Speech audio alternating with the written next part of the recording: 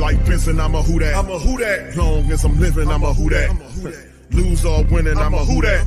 Sports coma, yeah, this is where we do that. Where we do that, where we do that, where we do that, where we do that, where we do that.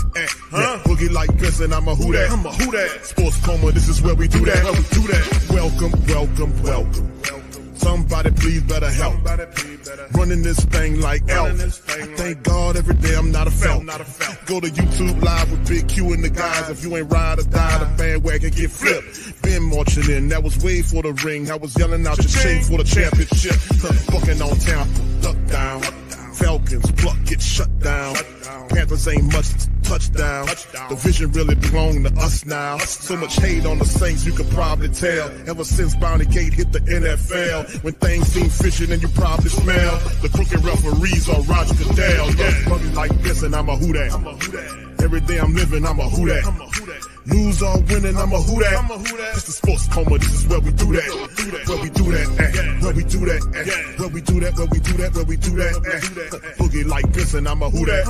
It's the sports coma, this is where we do that. You're listening to the Sports Coma with Big Q and the guys on the PRO Media Network. All right, ready to roll? Okay, guys, first day of minicamp for us. We'll go today and tomorrow. It'll be a very similar mode and operation that we've been doing as we've gone through this process. A couple things to hit you guys for your information. Everyone's here in attendance. We've had awesome attendance through this entire process. I think one shout out to our guys. I mean, we had 54 guys, 100% attendance through the whole offseason. And that does not include the chunk of rookies that we brought. So brought on board halfway through. And so it's been good. There'll be a similar list of guys that are in the rehab process, similar protocols. So Jordyn, similar process. Christian, similar process there. As we kind of go through those things. One shout out I want to make is just to our fans. Okay. So we just announced 21st straight year of sellouts. That doesn't go unnoticed. That makes this place really, really special. Credit to our fans. Certainly a lot of people in our organization to help make that happen. And so to go all the way back to 2006 with 100% sellouts from season ticket perspective, that's awesome. A couple guys I know that we'll kind of talk through about. Cam will be here later today for a visit. Obviously, nothing's changed on our end on that. Obviously, we know we'd love to have him back. And so looking forward to that visit. It'll be fun to see him, and we'll go through those conversations. And everyone else is here. So I'll open up for questions. Any more progress on Cam's contract, or will this talks take place at some point today? Yeah, him and Mickey obviously will have a little conversation there. I think everything's been pretty consistent through this whole process, allowing Cam to go through this free agency experience and making the best decision for him. And so I don't think our side has necessarily changed as far as wanting him back and having a great opportunity. Would you say you're hopeful that something can get done today? Yeah, hopeful. Yeah. I'm hopeful. I'm optimistic. But obviously this is a process that you get to go through, and so excited to see him. Alan, speaking of the process, what are you trying to get out of the mandatory minicamp versus like the OTAs? Is basically be the same thing as far as the practice structure? So I think what we look at, that's a good question. We've essentially done 8 OTAs, and now we'll have 2 days of minicamp. So we've done 8 days of heavy installation, throwing a lot of stuff on top of each other, and now it's kind of a chance. Less volume from an installation standpoint, more of a higher expectation of, okay, we got to collect all this 1 through 8 information and put our guys in a lot more situations. And so you'll see some more situational football in there a little bit more tempo, some things to stress our guys a little bit as far as, recalling all that they've learned over the last 2 months. Is Olave in the same protocol as last week? Or? Yes. Yeah. Similar protocol for Chris, obviously. All good there. Will he go through individual and stuff? Yeah. Similar format that he's done. He's, an individual. He can go, he'll be out there in all the walkthrough settings and all that sort of stuff.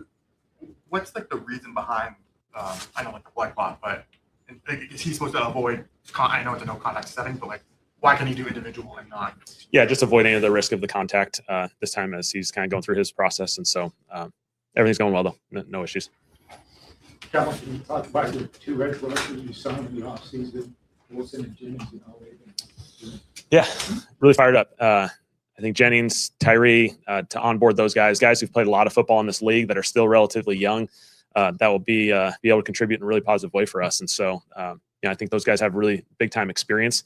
And, I think that depth of that group obviously has been increased. And I think that's going to be to our advantage, the versatility that group has to be able to rotate those guys, but also play multiple guys and really put a stress on the defense or on the offense. Excuse me. In last year's offseason, you harped on situational football. Of course, you were still learning the team, but now with the year under your belt, what is the expectation level or the confidence level of the situational football aspect? Yeah, I think that's where we're starting to build now. the last 8 days or 8 OTAs have been really focused on the scheme component. Obviously, a ton of weight room work and all that goes into it. Now we're kind of transitioning a little bit, and part of our expectation is these OTAs just transition right into training camp when we hit the summer. And so there'll be a ton of situational football, and the real football gets closer and closer come July. But again, we're just continuing to build. Change anything going from outside to inside? And is the rain just like doesn't do any good to be out in the rain? Oh yeah, with the weather. The only challenge is the punt component, just because you're not able to punt inside in a full capacity, just because you're going to hit the roof. And so that's the only thing that we kind of have a challenge of, is just trying to get Ryan a few reps. If we can get outside in one of these 2 days, we'd certainly do that. We'd love to do that. And then Ryan can get some punts, and our returners can get some more live returns, not just the jugs machine. But that's really the only thing we're kind of confined by if we go inside. In the past, there were times when Sean Payton wanted to take the team outside in the rain. There's not a whole lot of value to that at this point, I'm guessing, right? Yeah, I mean, there's time and place sometimes, depending on what it is. Obviously, we have protocols in place that if a certain horn goes off, then, we're in. That's what we're doing. So, what have you seen from Tyler Shough so far? Obviously, coming off the year where he had to deal with some injuries and was banged up. What have you noticed from him this far? Yeah, I think just confidence. His confidence coming in this year, what the work he's put in this offseason, he looks really, really good from a physical standpoint. He's practicing really well. And I think you just see the confidence, and that's going to, come out on the field. Did you notice anything about kind of his approach while dealing with a couple injuries last year, and did anything kind of stand out with how he responded to that?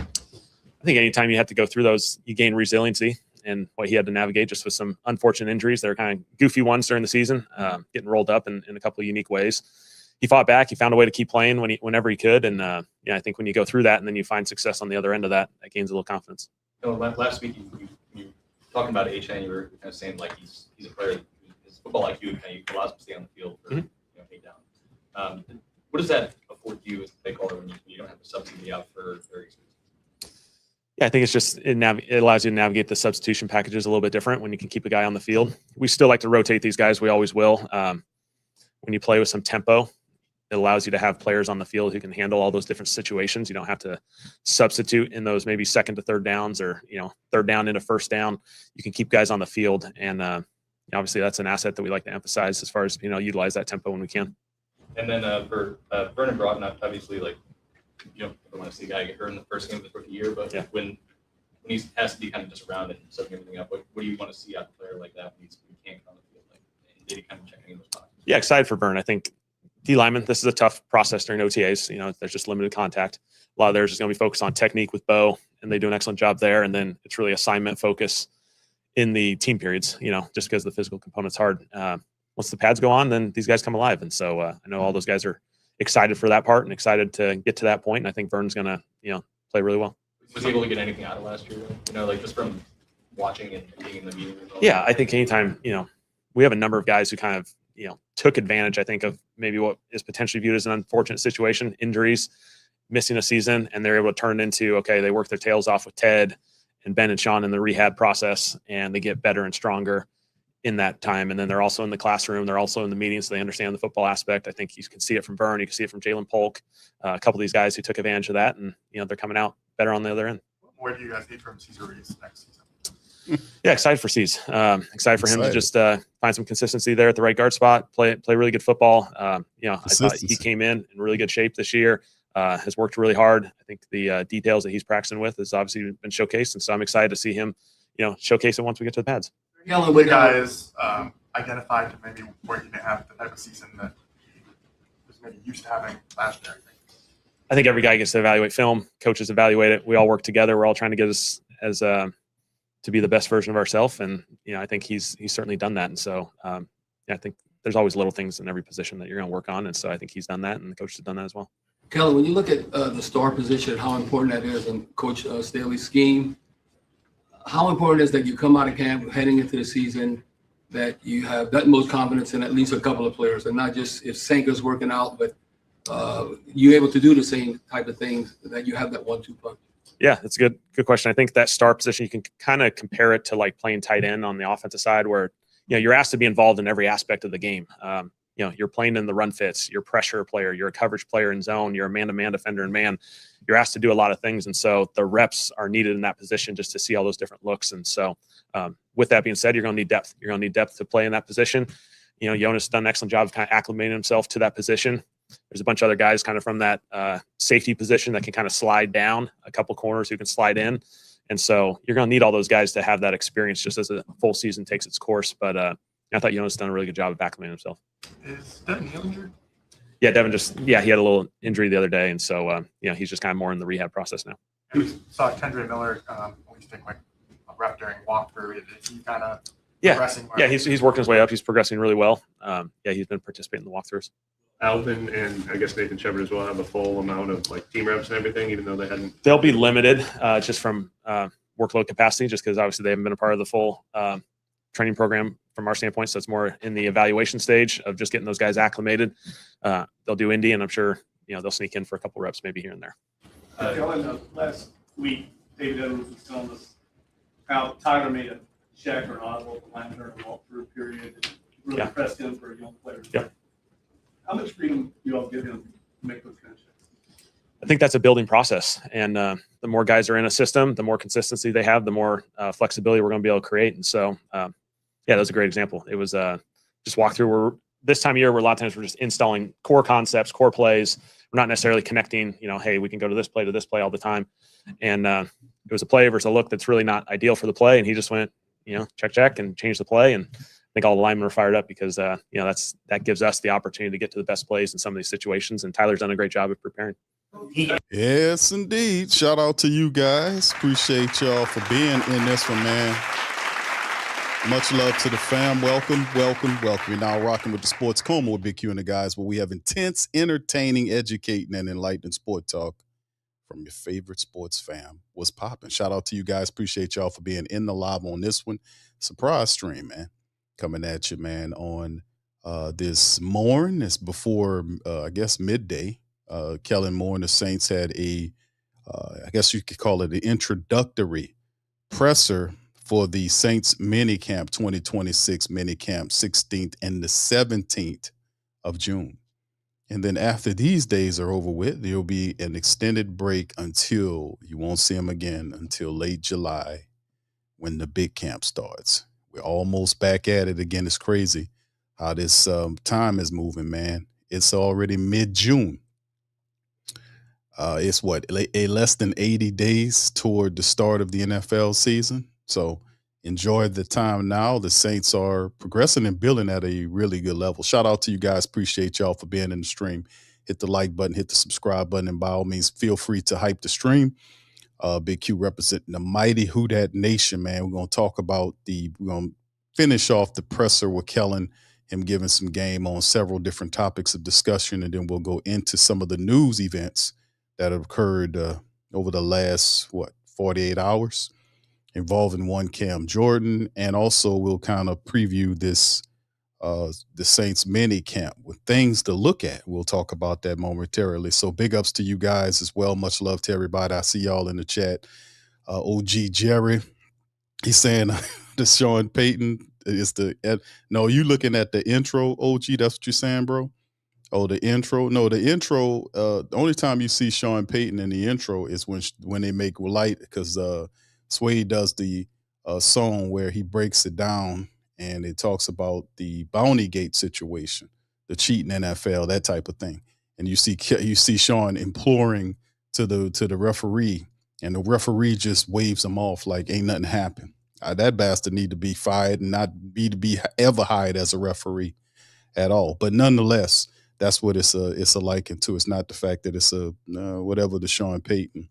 It's the fact that it is referencing the Bounty Gate during the song. All right, so big ups to the rest of you guys. Appreciate y'all. What's up, Brother Wallace? Much love. OG says we need Cesar cut immediately. A lot of people are saying that about Cesar Ruiz. The Saints are not going to. Family members is DM me and messaging me, asking me about my thought process on one Cesar Ruiz, one we affectionately call the salad. Is he chopped salad? Is he, he's not chopped salad yet. Okay. He's not, he's not chopped salad yet. What Cesar Ruiz simply is at this current juncture of time is a person that is overly aware of the fact that the Saints recognize his inconsistencies and that he needs to improve as soon as possible. So that's what's going on in terms of Cesar Ruiz. I don't believe the Saints will release Cesar Ruiz. They will monitor his production, to see what happens in terms of, do they see any consistency? Something that we talked about for years here is that the guy, his technique is bad, and he's very inconsistent with his technique. His leverage is off. Sometimes his feet is spaced too far out. Sometimes it appears that he's not strong enough. Sometimes he's not, he'll help double block a defensive lineman, forget to slide off to go to the next level to go and get the linebacker. It's a lot of stuff going on with that. And the pressure's on because you're not on a rookie deal. You're into the first contract beyond the rookie contract, the big contract where you're making the money. And with the heavy money comes and the grade where they drafted you at comes the pressure to perform. You're going to be put on, and listen, this goes according to every player that we see that's on the team has a certain level of pressure. That's the part of the game that keeps you on your game. What's life without pressure? What do you learn? What's life without tests? How are you supposed to develop what you have on the inside if whatever's outside don't develop, not force you, but organically draw it out of you, where you didn't have the mental fortitude or any other thing to be able to, pass the process, so to speak, get to the next level. Use stumbling blocks as building blocks, so to speak. What is it? Every player, every person, matter of fact, comes with a certain amount of pressure, especially in sports. When they're paying you a certain amount of money, you have to perform. And when people notice that you are not performing at a level, they're going to call you out on it. So Cesar's getting his right now, and sooner or later it'll be Carl Granderson. Carl Granderson, the once again for years now, we've been saying this, Carl Granderson, his stuff coming too now. Carl Granderson got that big contract, and since he's been paid, he has not looked like anything. I'm sorry. Carl Granderson has not been there. He's been, in terms of him playing the games, he's been there, but he ain't been showing up. So Carl Granderson time coming too. Like I said, you can't make the money and go quietly into the win and not produce. This is a high production business, and guys have to show up and show out. That's what it comes down to.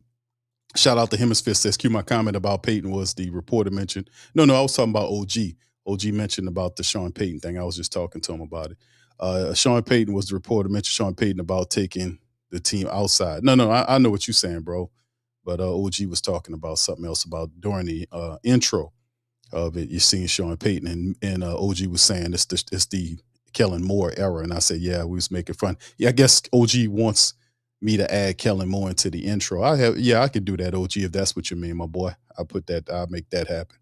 That new intro is going to start upon the preseason. When the preseason start coming out and the games start coming, y'all will see the new intro with all the latest stuff on it. You know how we do. We always keep it funky. All right, so that's the bottom line, man. Who That Nation, shout out to you, bro. Said since it's a contract year, watch how they play this year. That's how Cesar Ruiz got that contract. Remember, there was when he hit that final year of his rookie contract, y'all hear me this. When he hit that final year of that rookie contract, that was his best year. That was his best year. The first year after he signed the contract, it wasn't all that. It was a knockoff of the first. But when he was on the line, for that last year of that rookie contract, because it was some question of whether or not the Saints wanted him here. And they just, he really did a really good job. He was motivated. If that might be the case now, because see, when the pressure on you, you don't start looking at the stuff about, well, they hating. No, they ain't hating, no. Because see, that's somebody that's not going to get better if they talking like that. Not every voice coming at you is one that's trying to tear you down. There's truth out there. It's just people don't know how to discern it.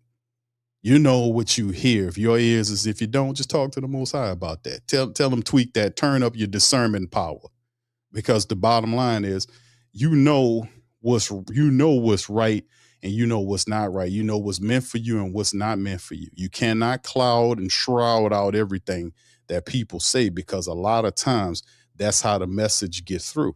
Because sometimes the people you have around you, and a lot of these professional athletes and these entertainers get it, they got a bunch of yes men around them or yes women who just feeding off of them, and they would not dare tell them the truth about anything about them getting better, all this kind of old stuff. They wouldn't dare tell them that.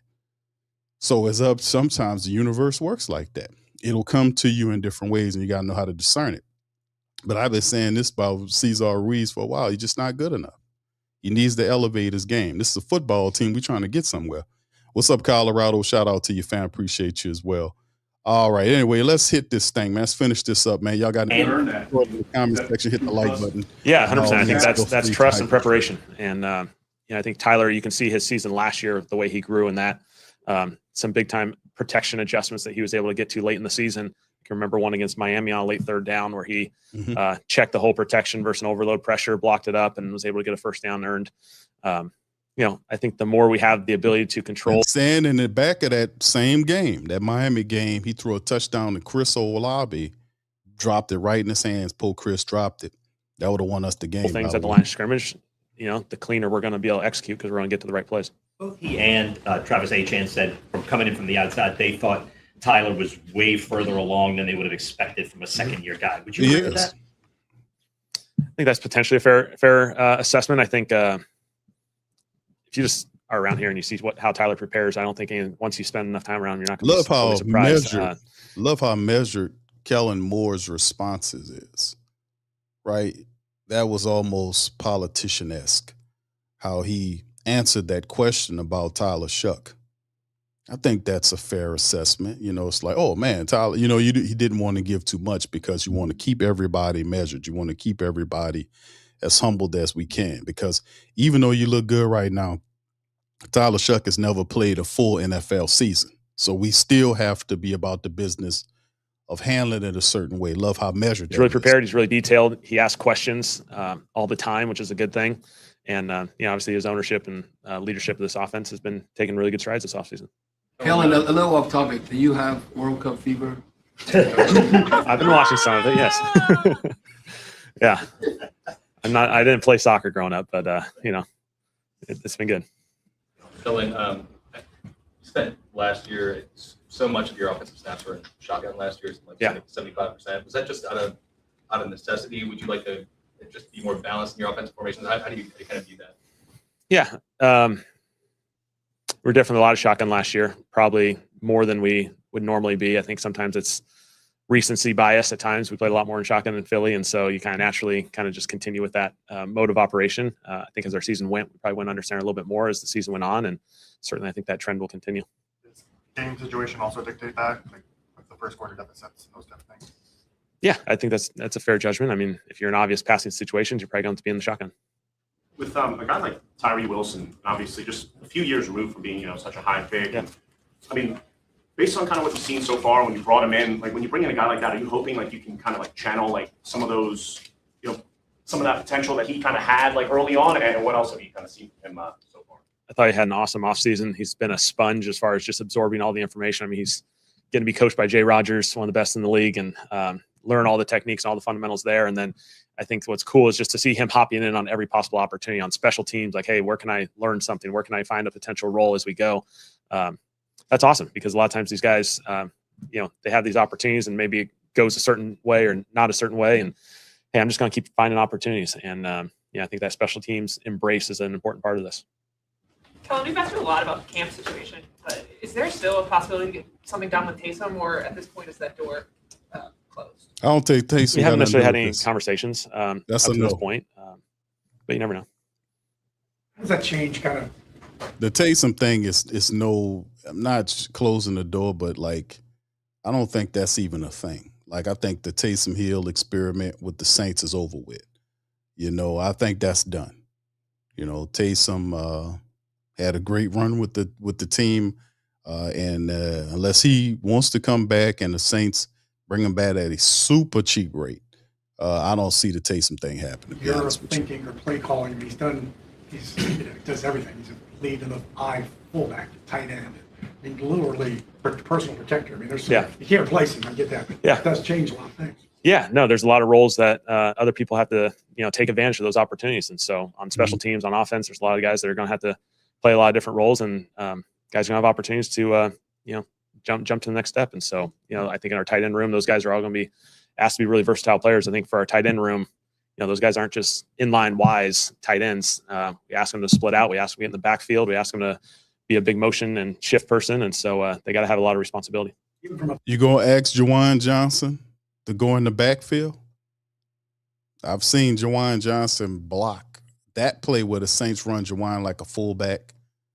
Oh, man. I don't see that play often, but it's a very interesting dynamic here in Kellen Moore's offense because all those tight ends, the top three guys that he has, Jordyn Johnson, Noah Fant, Oscar Delp, who's a third-round pick for the Saints this year, those are big athletic tight ends. And using them as such, man, like I said, the tight end package, man, is going to be off the chain for the Saints. Plus, if you add the fourth man, which is Maliki Matavo, it's going to be fun watching the Saints. But that is really cool because that red zone package is going to be on fire because, of that tight end look. Man, having those three tight ends there, that red zone look is going to be absolutely insane. Play calling standpoint, when you think about QB power, QB sweep, it's different things. For your purposes, play calling is different. Yeah, no doubt it'll be different. And that's what every season sometimes brings. And so you got to kind of look at the roster, and we all got a team together and kind of create the formula that's going to work for the 2026 Saints. It's always going to be a little bit different every single year. We about to see some really interesting football from the Saints offensively speaking, family. We really are. See Kellen Moore bringing in his squad, going after the players. Basically an offensive draft. The pieces on the offensive line. I mean, he knows the team, fam. Like we talked about last year, I said when he came in, he don't really know who's who. It took him a full season for him to do the proper work to find out the stuff that we were saying for whiles, about where your weak links are. They found them. They found the weak links. The Saints are a vertical offense. They're a vertical offense. We said it before we knew the teams like you got to attack downfield. The Saints are a vertical offense, meaning you got guys that can run down the field. You got guys that can come across and stretch. I call it S&S, stress and stretch, stress and stretch the defenses. When you start stretching out and stressing defenses, there's all kind of openings and things all around the field. They can't clamp up on the line and play you on the line like they did last year because you had unproven talent at the quarterback position. Now they have to respect the Saints game. Now we have to show them that off top that we would punish you in a vertical game.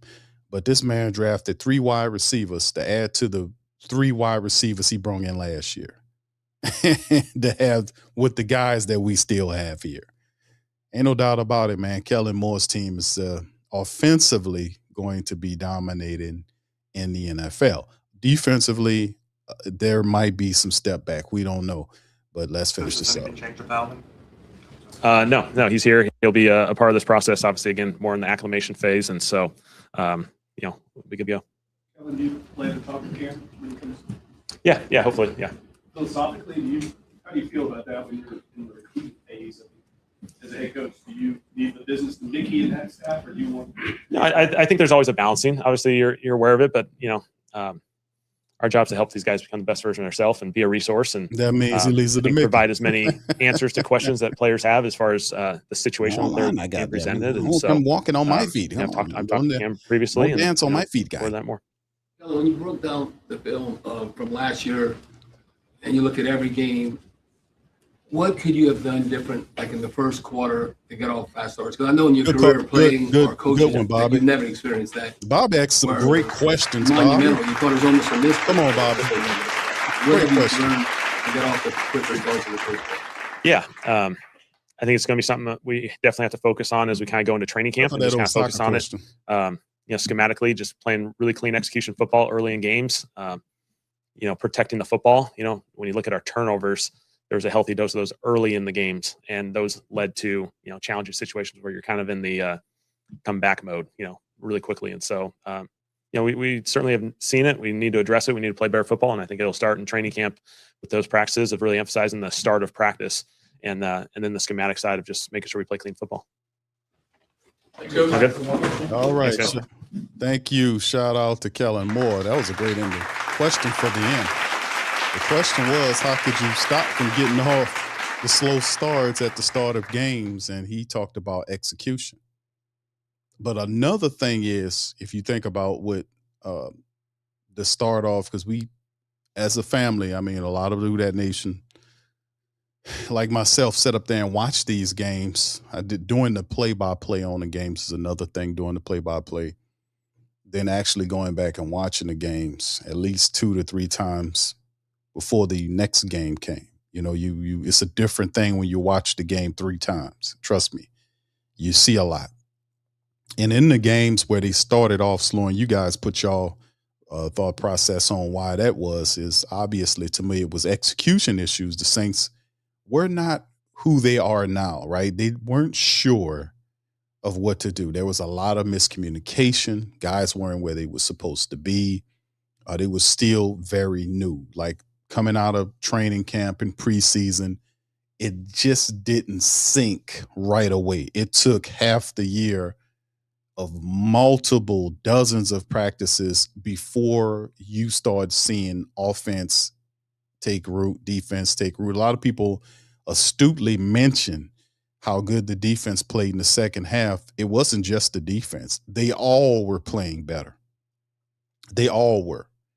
The offense really started blocking better and running the football. Guys started catching the ball that was dropping the ball early on. Guys was making the blocks that were missing the blocks early on.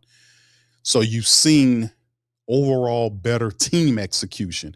It just took a long time to get there, right? But once the Saints arrived, once they got there, it was like, hey, man, here we go. This is what it is.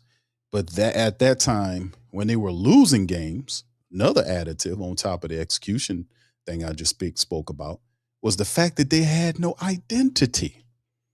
You're not going to beat anybody in life or even sports or entertainment or whatever competitive arena in which you want to go into. You will not beat anyone or defeat anybody or win anything unless you have an identity of who you are and what you can do. Once you have an identity, then that's when the fun starts, ladies and gentlemen. That's when the fun starts. The Saints did not have an identity early last year or the first half of the season. But when the second half came, boy, oh boy, yes, they did. And then that's why you started seeing many of the games. They started winning. They started realizing what they're good at. That is the identity, knowing what we can do and what we can't do and what we need to work on. That's portions of that identity. So that's cool seeing that sort of thing happen. But really cool. And listen, man, I just think good. Shout out to Kellen Moore, and the reporters did a really good job dropping some game about that. Let's kind of get into this right here, fam.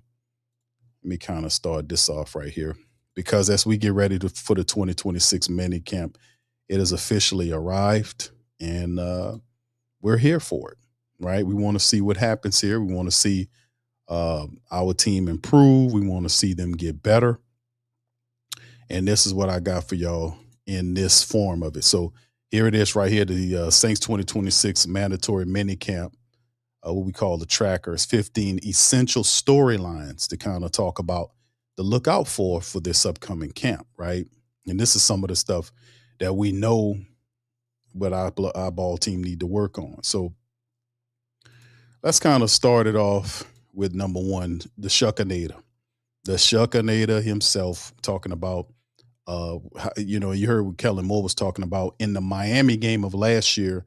He called a play, he audible out it and called it the correct play. And Kellen let Tyler do it. And he's picking up the system faster. Well, Tyler Shough is a 26-year-old quarterback. He'll be 27, I think, later on in this year.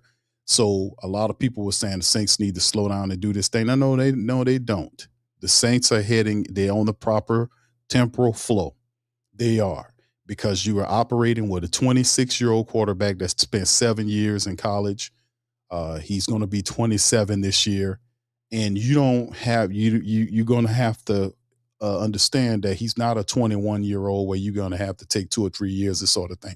He's going to pick up things a lot faster than some of these younger quarterbacks because of all of that experience in college playing the position, and then the maturity level that the man has at the 26-year-old man. He's picking it up and he's going to run with it. Plus, he's already a smart dude. But the progression of him remains the central focal point of the mandatory minicamp. After bursting on the scene during a stellar rookie year, he enters the offseason as the undisputed franchise centerpiece that Coach Moore is actively trying to mold an entire playbook around him to accommodate his unique skill set, his dual skill set. He's just not a guy that stands at 6'5", whatever, 220 plus pounds in the pocket and deliver the ball in short, intermediate, and the deep routes.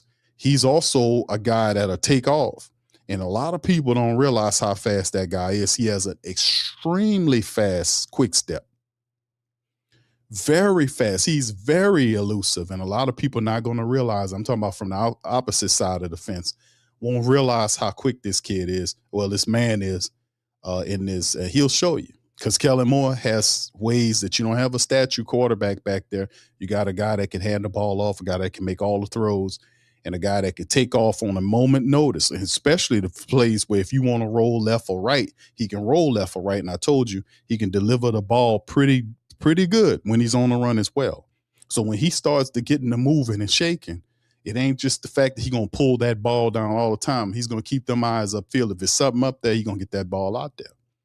So that's something interesting. So head coach Kellen Moore is actively molding the entire playbook to his unique capabilities. The main objective over the 2 days is to ease the operational burden resting on the signal caller's shoulders. Defensive coordinators now have the plenty of game tape.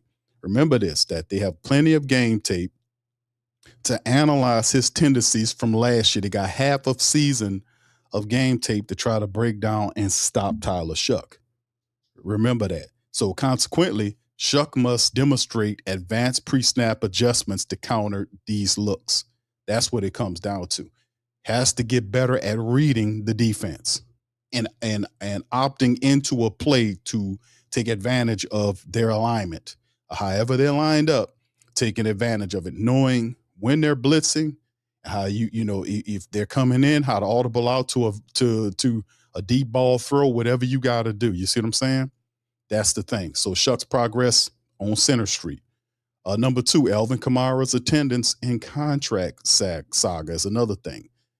Star running back AK-41 continues to create a massive shadow over the entire organization's contract questions around the veteran playmaker as he navigates the final stages of his current deal. Although he skipped parts of voluntary OTAs to make a financial point, his attendance at mandatory minicamp is fully expected, and Coach Moore did say that everybody's here.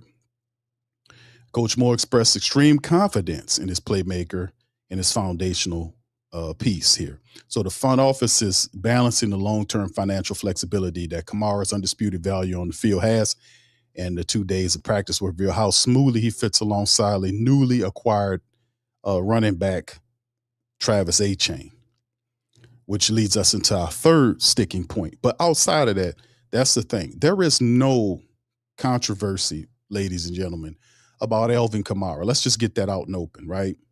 There is no controversy at all. None whatsoever. Alvin Kamara is under contract. They can't release Alvin Kamara with that post-June 1st cut thing that we talked about before because they used the Deion Sanders provision on him early in the year, which negated the ability to do that. There is no financial benefit of just outright cutting him. There's no sense in cutting him because there will be a huge gap at number 2 because your boy is still banged up too. Both of the guys are. So it makes no sense. Devin Neal is banged up. Kendre Miller still not back. So it makes no sense. And it is an indication to keep those 2, 1 and 2, together because they're interchangeable. You can have Travis Etienne back there and split Alvin out as a wide receiver. There's so many applications of this type of versatility. People will love to have that sort of thing. So I've said it before, I don't think he goes anywhere. Travis Etienne's integration into the offense. Getting him represents one of the most exciting additions to the roster. He's versatile. He gives the Saints an explosive playmaker who can impact the game as a runner and a receiver, and in pass pro too. He's pretty decent at that. Coach Kellen intends to deploy him creatively to completely open up the team's offensive sequencing. During minicamp, a lot of evaluators will closely watch how the coaching staff splits repetitions between him and others. Now, Etienne provides an elite style. He's an elite running and a lightning fast counterweight to existing backfield players or backfield options, right? His ability to master the playbook quickly will dictate on how he dominates the rush attack or how all this stuff will fit together. So that is point number 3, as we have the Alvin Kamara thing, him being a compliment to Travis Etienne. That is probably going to be good. And like I said, take into account that the fact that Kellen Moore's running back room right now, a little banged up. They're a little banged up. You got Travis Etienne at 1, AK-41. They're both healthy. You have the third running back, Kendre Miller. He's not back yet. Devin Neal, you heard Kellen said it just now that he's banged up. Then you got Audric Estime and others that are there. Ty Chandler, who's getting some reps as well. But it's a part of the thing to consider. And number 4, Olave's health status and participation, right? Star wide receiver Chris Olave enters minicamp facing some health and participation questions, that Kellen Moore talked about that he's dealing with. Now he's an elite pass catcher, has been dealing with offseason alignment ailments that limited his involvement during the voluntary workout segment. Now the coaching staff is taking an ultra uber conservative approach with the primary target to prevent any future setbacks. Even if he's limited to side field work, his mental engagement with the playbook remains critically important, right? So younger receivers will absorb and kind of bring in his standard first team targets while he focuses on just getting back healthy from the blood clot situation, right? That's scary. Getting Olave completely healthy before late June remains a top priority for the training staff. That is big. So that's one of the things that we also kind of bring light to as well, because Chris Olave, even though we know about the contract situation, he kind of put a deadline on maybe a soft deadline, we want to say, on that contract situation that's supposed to happen for perhaps late July before camp. He does not want to go into camp with contract situation. So that puts Mick and Loomis them on notice about that situation. But health is uber important for Chris Olave. Now, the first-round draft pick, Jordyn Tyson's medical evaluation, first-round wide receiver, faces critical baseline tests regarding his overall health and durability. The number 8 overall selection dealt with nagging hamstring injury during the conclusion of his college career. The front office expressed total confidence in his medical cards when they turned in during the draft. Now, the minicamp offers a versatile rookie his first opportunity to showcase what he can do, because he can line up anywhere on the in the formation. His schematic flexibility is incredibly interesting to coaches. Now, he finishing those 2 days completely healthy will be a massive step forward his development. Getting him right. Ted Rath, one of the biggest acquisitions that Kellen Moore had since he came over here, brought Ted Rath over here, who is a awesome trainer in terms of what he brings in with this cutting down of soft tissue issues that we've seen the Saints suffer with for years. Ted Rath he single-handedly, him and the Saints staff was able to bring down a lot of those soft tissue issues. I remember the number was 60% last year, reduction in soft tissue injuries. That allowed a lot of Saints to be active and engaged on the field. We need our top players performing. He was big in that, and he's bringing these guys, all of these guys. Several of our rookies that were drafted are dealing with nagging little injuries, nothing extensive, but Ted Rath has a really excellent feel for bringing these guys along and ramping them up and doing this sort of stuff. I remember playing a video of Ted Rath talking about how he craft his exercises or his drills. Like, remember that? Put one in the chat if y'all remember me. I played this a while ago because I thought this was fascinating.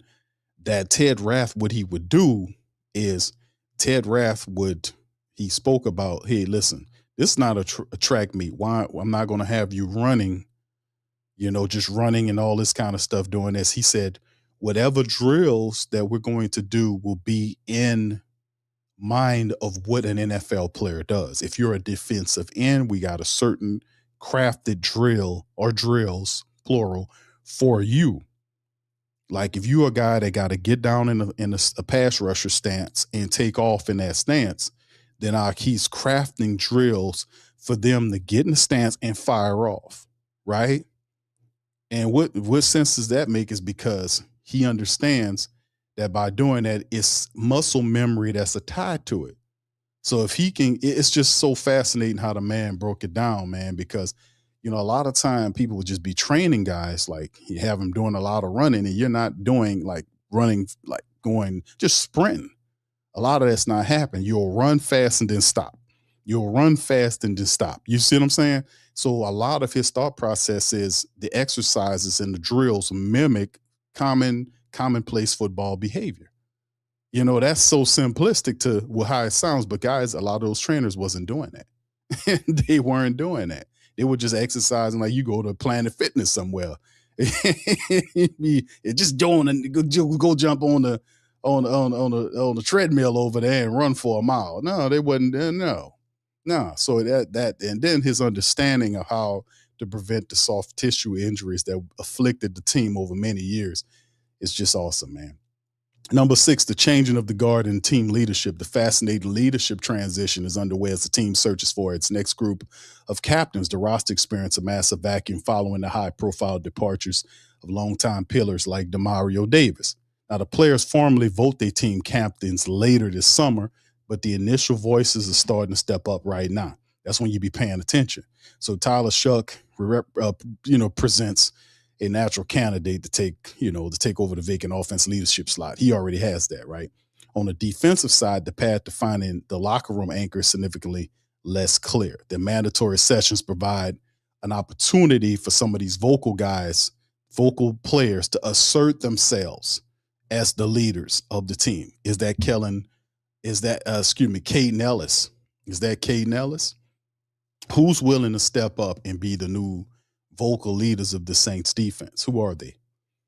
Number 7, here's Cam Jordan. We're talking about Cam Jordan's returns. High state contract sit down. The defensive front is receiving major spark at the franchise icon. Cam Jordan arrives in town today to potentially negotiate a return to the New Orleans Saints. Now, the veteran edge rusher is scheduled to meet directly with front office brass to discuss a standing contract offer. Although he entered unrestricted free agency for the first time in his career, there's a mutual interest between both parties. It's still very high. So his presence at the team facility, as reported by Fox 8, concludes perfectly with the official kickoff of the camp. Now, while a signature is not considered imminent by some of these people, Pro Football Rumors, the sit-down represents the most significant breakthrough in the contract talks all off season. Now, getting Cam locked down in the contract will instantly stabilize the defensive line depth chart and restore essential captain to the locker room. Now, we did hear some stuff on that, man, and let me play this article right here for you guys. Not article, but this where is it? Let me play this interview right here. Let me get it tuned up here. But play this interview. This is what was done from the set with Teron Armstead. Shout out to him. He was the one that kind of talked about Cam, and I appreciate a lot of these type of shows. The former player talking to to current player shows, because it gives us. It was several times this offseason that T-Stead broke news about our favorite players from the Saints that the media simply wouldn't have got the scoop on, right? A lot of information that was given was because of the trust between the players. When, Teron Armstead, one of the greatest offensive tackles that we've had on our team, had connection to a lot of current Saints, McCoy and others, who gave good game about where they are in wherever they were, whether they were dealing with injury. We've seen the stuff with Cesar Ruiz, him talking about that. We've seen the stuff from Cam Jordyn coming through. We've seen the stuff from Eric McCoy. So he's doing a wonderful. Oh, yeah, Alvin Kamara was another one. So he breaks Saints news all the time from his channel. I just appreciate what he's doing, man, because without his connection, we would not be getting as intricate of scoops from our favorite players. So anyway, this is what him and one of the best Saints insiders, Nick Underhill, had to say about the Cam Jordyn rumor. Y'all put one in the chat if y'all can hear this. All right, my good people. All the fans here that's Cam Jordyn fans, Saints or not. Cam Jordyn will be flying to New Orleans tomorrow, going to the facility, planning to have a conversation. Nothing set in stone, but the hope is alive that Cam Jordyn will continue his career in black and gold. There's still conversation to be had. We're going to have a sit down, but sound like he talked to Cam Cam. is going to New Orleans this week. I'll be going to New Orleans this week. Come on. Completely unrelated. But hopefully, and it's my dream, and I've been saying this. You go out to that restaurant. Cam Jordyn belongs in black and gold. He should be in black and gold for the rest of his career. He's a one logo guy. Totally agree. That's my opinion. That's how I feel about it. I have nothing to do with how they get it done. I just hope that they get it done. Nick, what's your thoughts?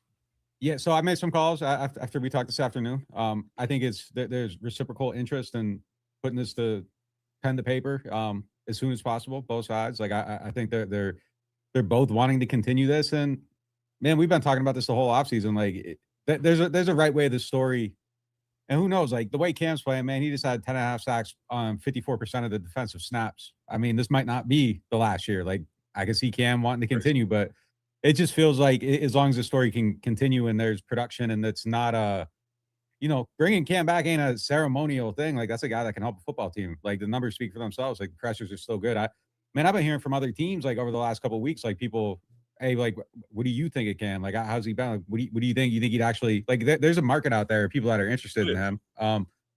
So yeah, man, I think it should keep going. Like it's a crowded depth chart all of a sudden, but I think Cam slots in ahead of some of them other guys like very easily. I think there's a role for him. I think they're a better team with him, and I think both sides will probably I think they got to pay Cam some number that makes him feel respected and valued, but I don't think he's trying to break the bank and be the highest paid defensive. Like I think he's reasonable about where he's at, and I think if they get a little bit more reasonable on their side, that there should be a deal to be had.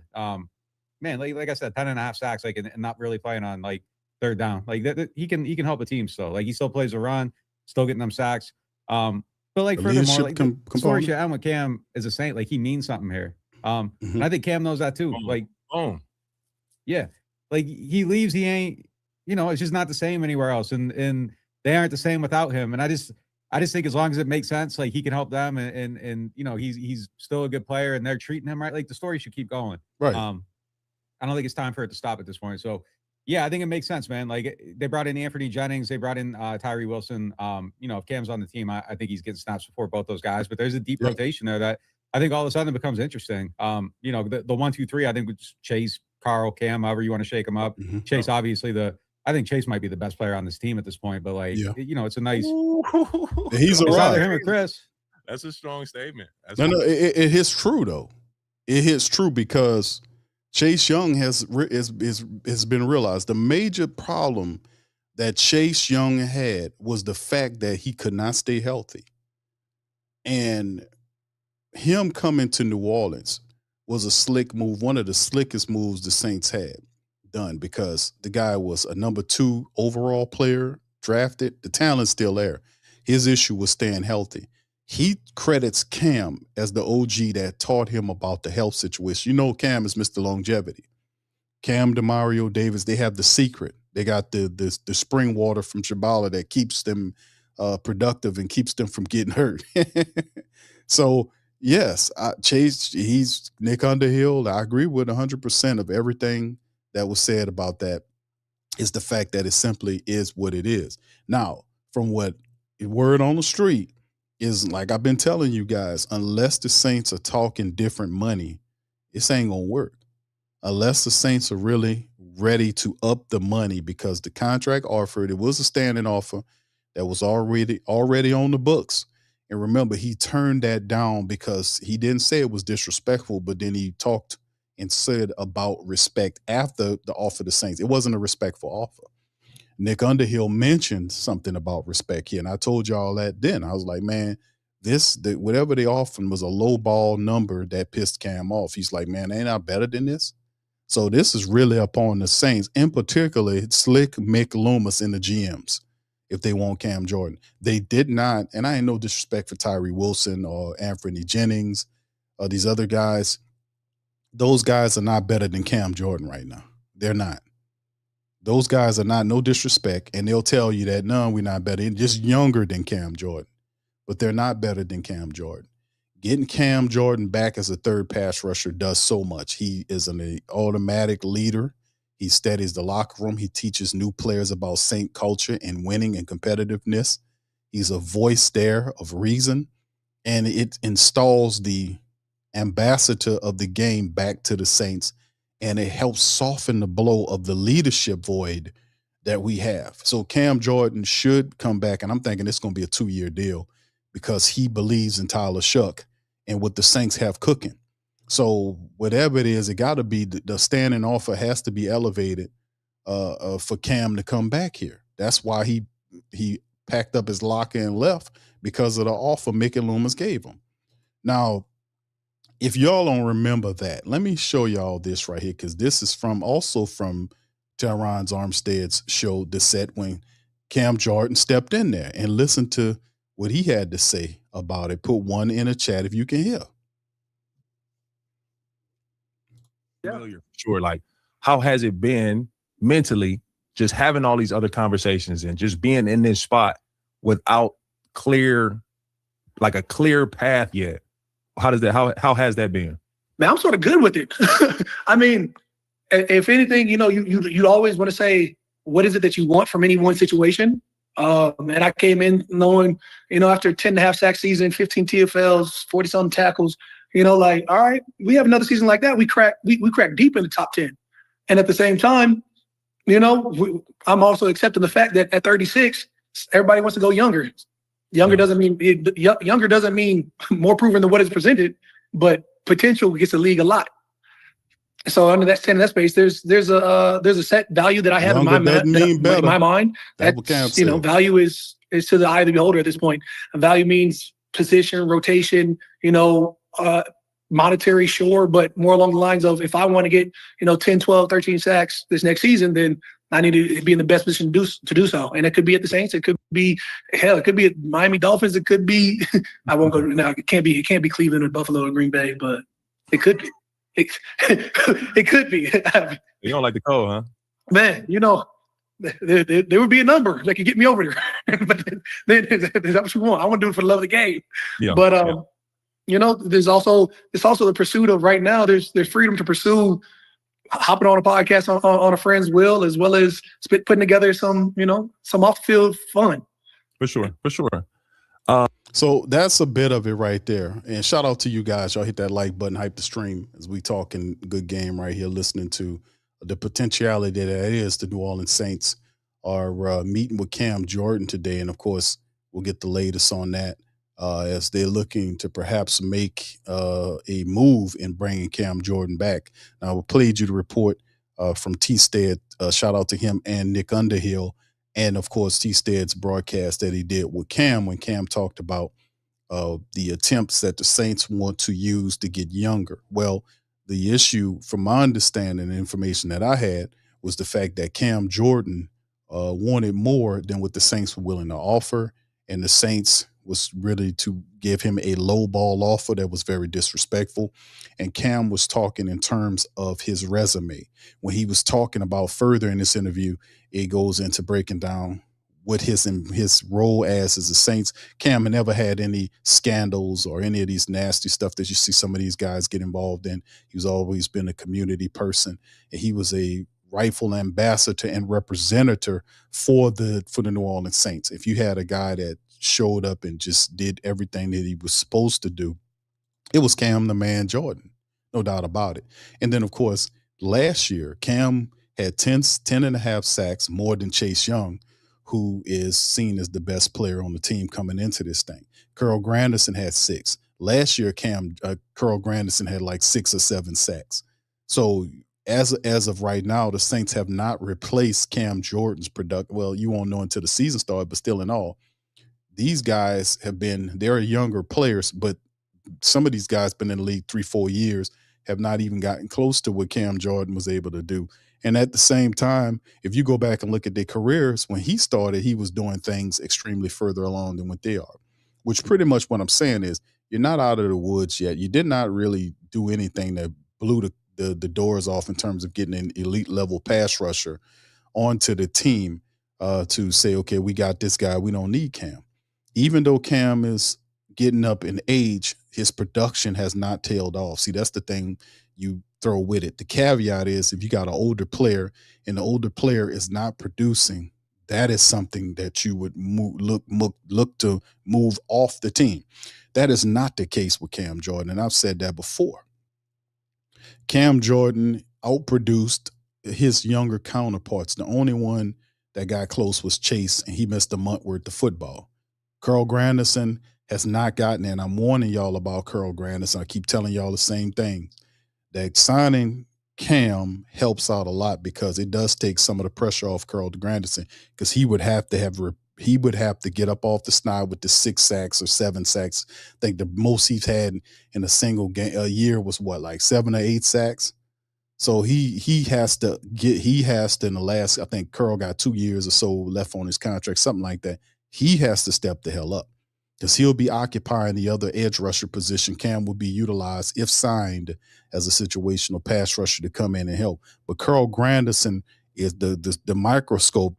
We talked about Cesar Ruiz, we're looking at you, but we also are looking at on the other end of Carl Granderson getting all that money. He need to start earning too. You need to start playing. We need to see something better from Carl Granderson and the sack side of things. But anyway, let's kind of move into this article right here. Y'all hit the like button as we keep this thing moving. From Times Picayune talked about it. Saints Cam making strides on contract ahead of minicamp. And this is, from the source, as he talked about, Cam has made progress on contract talks on the eve of the mandatory camp.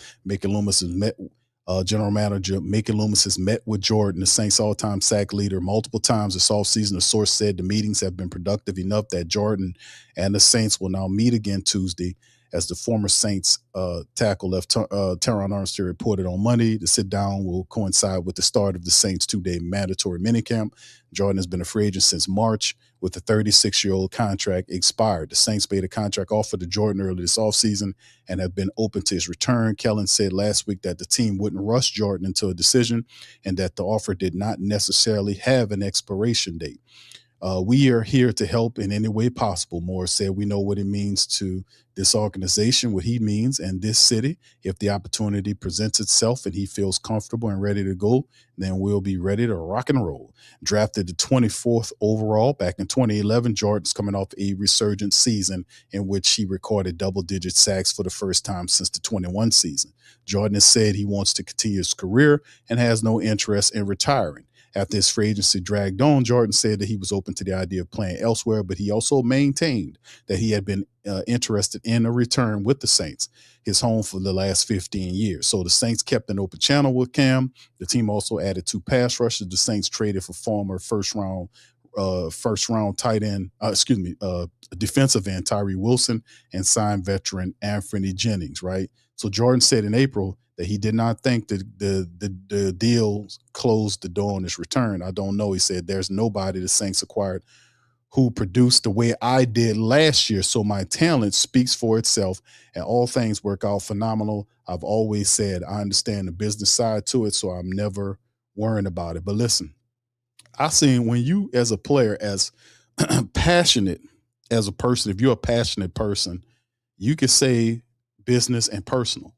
The relationship that Cam Jordan has with the organization is both a personal and business relationship, because you don't have too many people that you will hire if you're a business owner that will be there for the summation, like 15 years, or a guy that overachieves and it just sets, the parameters. You know what I'm saying? He shoots through the glass roof, so to speak. Cam Jordan, when he came out of the negotiations with the Saints. You could see when he was talking to Teron Armstead at the time, you could see a little hurt in his face. And rightfully, he felt that his monetary value to the team based on his resume speaks volumes, and that he wasn't asking to break the bank. I said this at the time. He's not looking for a break bank contract. He's looking for a respectable contract in which he plays for an additional 2 years. It's not a 1-year deal. He wants to play for an additional 2 years. So we'll see where the Saints are with this situation today, and if something could be put together from a potential reunion between the Saints. I could tell you one damn thing. We do and can use Cam Jordan. We have not, he said it himself, and I agree with him. We haven't replaced Cam Jordan's production. The guys that the Saints brought in are guys that are what you would call them, need development. I say that. Tyree Wilson has pretty much been a disappointment from the position that he was taken at. The Raiders decided to move him for a 5th-round pick. This guy was a 1st-rounder. That's why, it's a reason why some of these guys, go from place to place. Like I take you at the as a high 1st-round draft pick, and then after 4 years or so, you're not hitting on nothing, or you're not excelling, you're not getting it. So I package you out for a 5th-round pick, and you was a first one, and you like a car as soon as it drives off the lot. You know what I'm saying? You severely golly, the depreciation on that person, soon as he left the Raiders, you depreciate it. Like when you buy a car off the dealership, as soon as you drive it off the curb, it is depreciating in value. Just think of that. The depreciation on Tyree Wilson, he was a top 10 pick for the Raiders, and he went from a top 10 pick to Saints getting him for a 5th-round, a high 5th-round pick. That's quite the depreciation. A similar thing happened with Jalen Polk. Jalen Polk depreciated quite rapidly in New England. They took him with the 2nd pick, or a 2nd-round pick. It was a good pick in the 2nd round, and 2 years later, he was traded for, what was it, a 6th-round pick? That's some hell of a depreciation. But then again, it's all about where he goes, and can the coaches say, I know what's wrong with that guy and I can fix it. You see what I'm saying? I see him. I know how to use him where others may fail. And this happens all the time. Well, guys, they'll have an idea, a team will have an idea of what the player is, but the coaching staff can't realize the player. Some get lost between the cracks, so to speak, right? Well, some just fall up out of it. So we'll see what happens with some of these other guys, because Coach Jay Rogers, the he's a pass rush coach. And then you got Coach Bo on the defensive line. They'll have to be about the business of helping these guys develop. But getting Cam back does create and bring competition to the room. And it does solidify a great deal on defense, because he knows how to play in that system. He's a stalwart. And it kind of gives you more faith and hope in your Saints defense, right? If Cam is there. It does. It helps me out. DeMario's gone, but Cam's could possibly come. It does help insofar as that. But it only happens if a contract is respectable enough that the Saints are going to offer for Cam to put pen to paper. Yeah, that's pretty much what it is. Also, let's do this as well, because let's do a quick cap check as well. We know that the New Orleans Saints currently, according to Over the Cap, is just roughly over $8.1 million of money remaining, right? We're just with that being said, right? So it's a lot of stuff going on. So whatever the Cam thing could be, we know Mickey, if he's signing you, he gonna more than likely drop that first year down real cheap, and kind of load that back deal up. We'll see how they end up signing, because Mickey don't want to do this other stuff no more. And we'll see how it goes. But there is still things to be done. Getting Cam back helps the defense out big time. It just definitely gives me more faith in the defense, no doubt about it. But also there's the caveat of the Chris Olave conundrum, right? What happens there? Because to me, if the Saints want something to happen to free up more cap money, they have to start there, right? They really need to get this Chris Olave deal done. And them waiting as long as they waiting, they'd be like, we don't care. You know, they already reset the wide receiver market. So, well, I don't want now, you know. I always got the damn market going, you know, so I don't care. You know, goddamn it ain't my money. You know, yeah. But the market's already set. So, you know, with Njigba, Jackson Smith and Jigba from out there with Seattle. Then you seen what the Atlanta Falcons did with their wide receiver Drake London, setting the ceiling and the floor and basically making a contract for Chris Olave. So he has the deadline of getting it done prior to late July when big camp starts. So we're gonna see how all this stuff shakes and goes with Mickey Loomis going forward, because he got some work to do. He was trying to go at Alvin to try to get some of that money back from Alvin. Might not work. It could be a situation where you got to go somewhere else. And I see a guy sitting on top of the team with a $14.1+ million cap hit. If you so enthralled in that, he don't see a problem with that because the guy's a starter. But the cap number with AK-41, co-starter with Travis Etienne, by the way, we'll see how that all looks. But you can't do nothing about that. So you're going to have to move around, baby. I'm interested to see how Slick Mick and the GMs are going to do with that situation, right? So anyway, but yeah, it's most interesting, man, to see. But that's really good news to hear that the Saints are willing to bring Cam in for talks, and that he's willing to come in and kind of talk to the team and get something cracking and popping. Getting Cam back, re-ing up with or extending Chris Olave, because I people say they ain't gonna do it. I do think Mickey and the GMs ultimately will re-sign Chris Olave. It's taken a while. I think they still are going to do it. I don't think they flamming Chris Olave. I believe that they want to re-sign him. They're just trying to find some of the money, and they don't want to do certain things, you know, for the money and all this kind of old stuff. But we'll see how it all ends, man. This is an interesting part of it. It's not a bad thing, granted. Not a bad thing at all. But it's very fun to be doing this, especially at this time where you see, okay, Mickey, you got a few things to do here. You and the Slick Mick and the GMs got some contract work to do before the start of July. So it's going to be fun with that being said. All right, anyway, let's keep it going. Y'all got any questions, please feel free to throw them in the chat. And as well, like I say, hype the stream and share the stream. Hit the like button for me as we keep this thing going.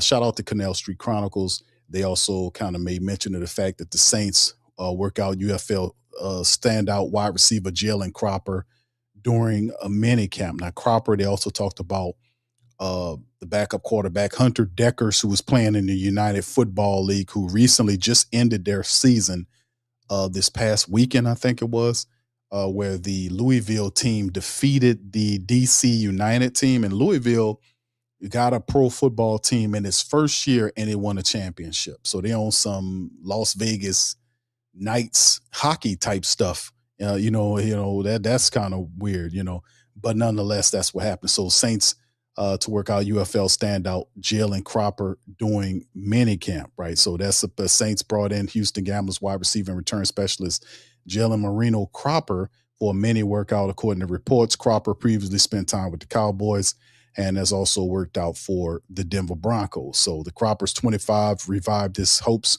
of NFL hopes with a strong showing in the NFL. He's a former Fresno State standout, emerged as one of the league's top return specialists. There you go. While contributing as a receiver for the Gamblers. Before joining the UFL, Cropper spent 3 years with the Cowboys after entering the league as an undrafted free agent back in 2023.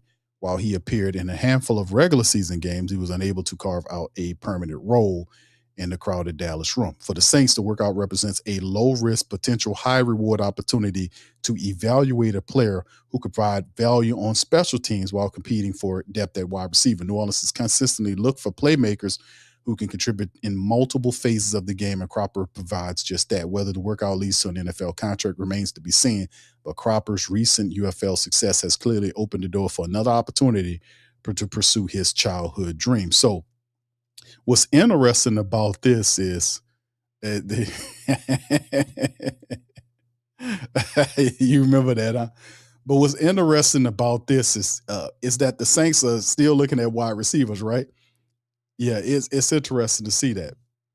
That's the main thing, right? We know this is Cropper, right? The Saints are still looking at wide receivers. They're still looking at wide receivers.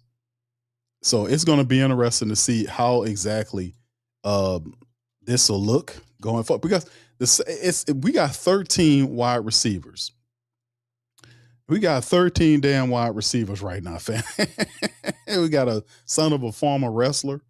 You know, we got all kind of stuff going on, and the Saints are not done yet. They're still looking for wide receivers. That to me is phenomenal.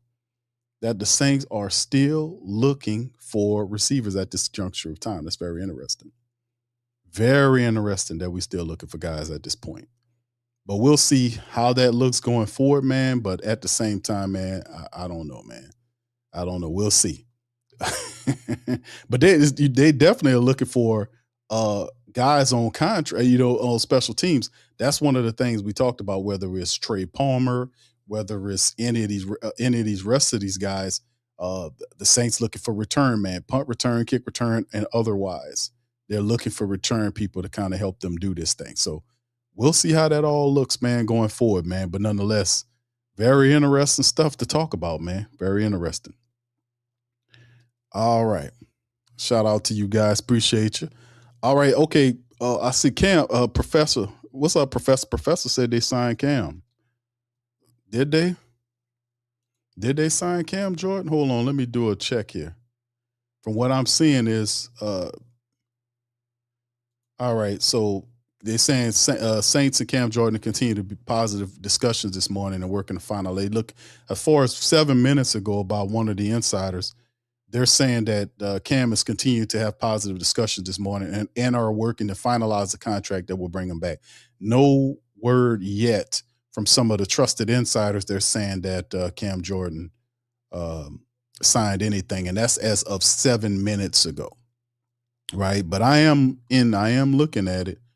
I am definitely looking at it. Nick Underhill just reported that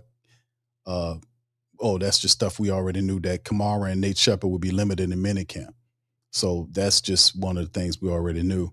So 7 minutes ago, they said they're continuing discussions of it right now. So I have not gotten anything yet. Professor, if you got a valuable source, just put it out there. All right. Coach Jordan says they're not looking for wide receiver just for blocking. They finna open this offense up. Hey, man. Hey, I welcome you in it. I welcome you with that thought process with the Saints looking for all these wide receivers, because obviously Kellen Moore did not like the wide receivers that we had. He brought in 3 last year, traded for Devine Vele from the Broncos.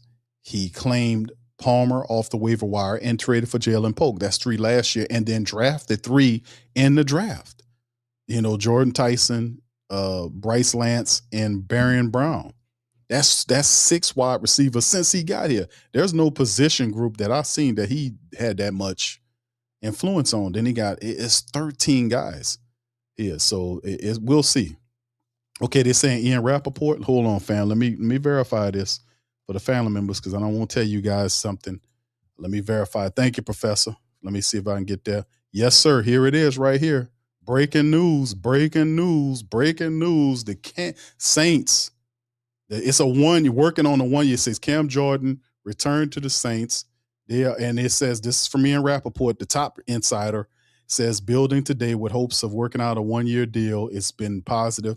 Ian Rappaport 8 minutes ago said the Saints are bringing back one of their franchise greats as an 8-time is set to return. Sources say the two sides putting together finishes touch of a 1 year incentive-lative deal during this visit today. So Ian Rappaport believes that the Saints are going to sign. It doesn't say that he's signed anything yet. Okay, Professor says his own Bleacher Report. Okay, all right. Let me go to Bleacher Report. God damn it. Let me find out the news from Bleacher Report. And I thought Ian Rappaport was the top dude, but whatever's going on is probably getting close. Because Ian Rappaport did make mention of the fact that he gave particulars.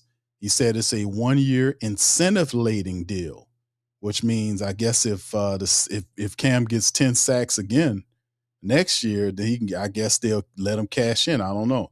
But hold on, let me see if I can pull this up from Bleacher Report. Y'all give me a second. I'm just trying to do due diligence to make sure the reports are validated. But from what I'm getting right now, they're saying that they're working on a deal. Ian Rappaport says that Cam returned to the Saints today. Well, we know he's in the building, and in hopes of working out a 1-year deal that's incentive laden. And it says as his agent and the Saints brass want to get across the finish line. All right, so hold on here. Let me show you. Yeah, I'm not seeing a deal where it's saying that he signed. Because it's showing me the same from what I'm getting from Bleacher Report is the same article, bro. It's saying the same thing, that Saints are bringing back one of the franchise greats. Is set to return. Sources say the two sides are putting together the finisher touches on a 1-year incentive laden deal. That's the same thing I'm getting. This is Bleacher Report, by the way, that I'm on right now. And it's basically just showing you the same tweet that I just showed about Cam Jordan, that they're actually working on an incentive laden deal, a 1-year incentive laden deal during his visit today. It's not saying that he signed anything as of yet. Just letting people know. Appreciate it though, Professor, anyway, for the breakdown on it. But yeah, it's basically saying they're working on the touches of a 1-year incentive laden deal. All right, just letting y'all know. Yeah, you say you're waiting on Schefter. I don't know. Schefter didn't say anything, bro. I was just looked at Schefter's tweets right now. Well, let me see. I can put Schefter up here and see what he got to say about it. Hold on, let me see. Because only thing he's saying is some guy won a Pulitzer Prize, that and Rashee Rice is being released from Dallas County Jail after he served a 30-day probation or whatever he did. So yeah, that's pretty much that's what Schefter's saying right now. Schefter's not saying anything right now, but whatever's going on, more than likely it is close to happening. So. A 1-year incentive laden deal, man. That'll work right there. That'll work for old Cam, the man, Jordan, man. So yeah, so there it is. 19 minutes ago. 19 minutes ago, they're saying with a building with the hopes of working out a 1-year deal. It's been all positive as his agent, D. Hendrickson 41, and the Saints brass bring this to the finish line. They say they're trying to bring it to the finish line of a 1-year deal incentive laden. Okay, JP, NFL Network. We're going to go to NFL Network. OG says we got to go. All right, so NFL Network has it. It's another dude. It's saying that, okay, here we go. Is it official? That was the most unique looking for verification of a report that I've had in a long time. Saints veteran defensive end Cam Jordan to resign with the Saints. To resign with the Saints. Let's see what this article is about. Cam and the Saints are on the verge of reuniting. Yeah, Rappaport added that the two sides are currently finalizing an incentive-laden deal. So it's not official just yet. To resign. Yeah, they're saying that he to resign. On the verge of reuniting is the key clop of words right there.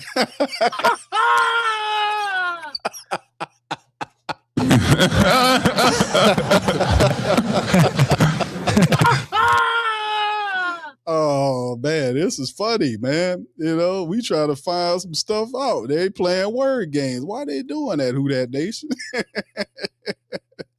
They playing all kind of word games with us today. All right, it's not official, but it is there. They obviously are getting close to resigning. So that's pretty much what it is.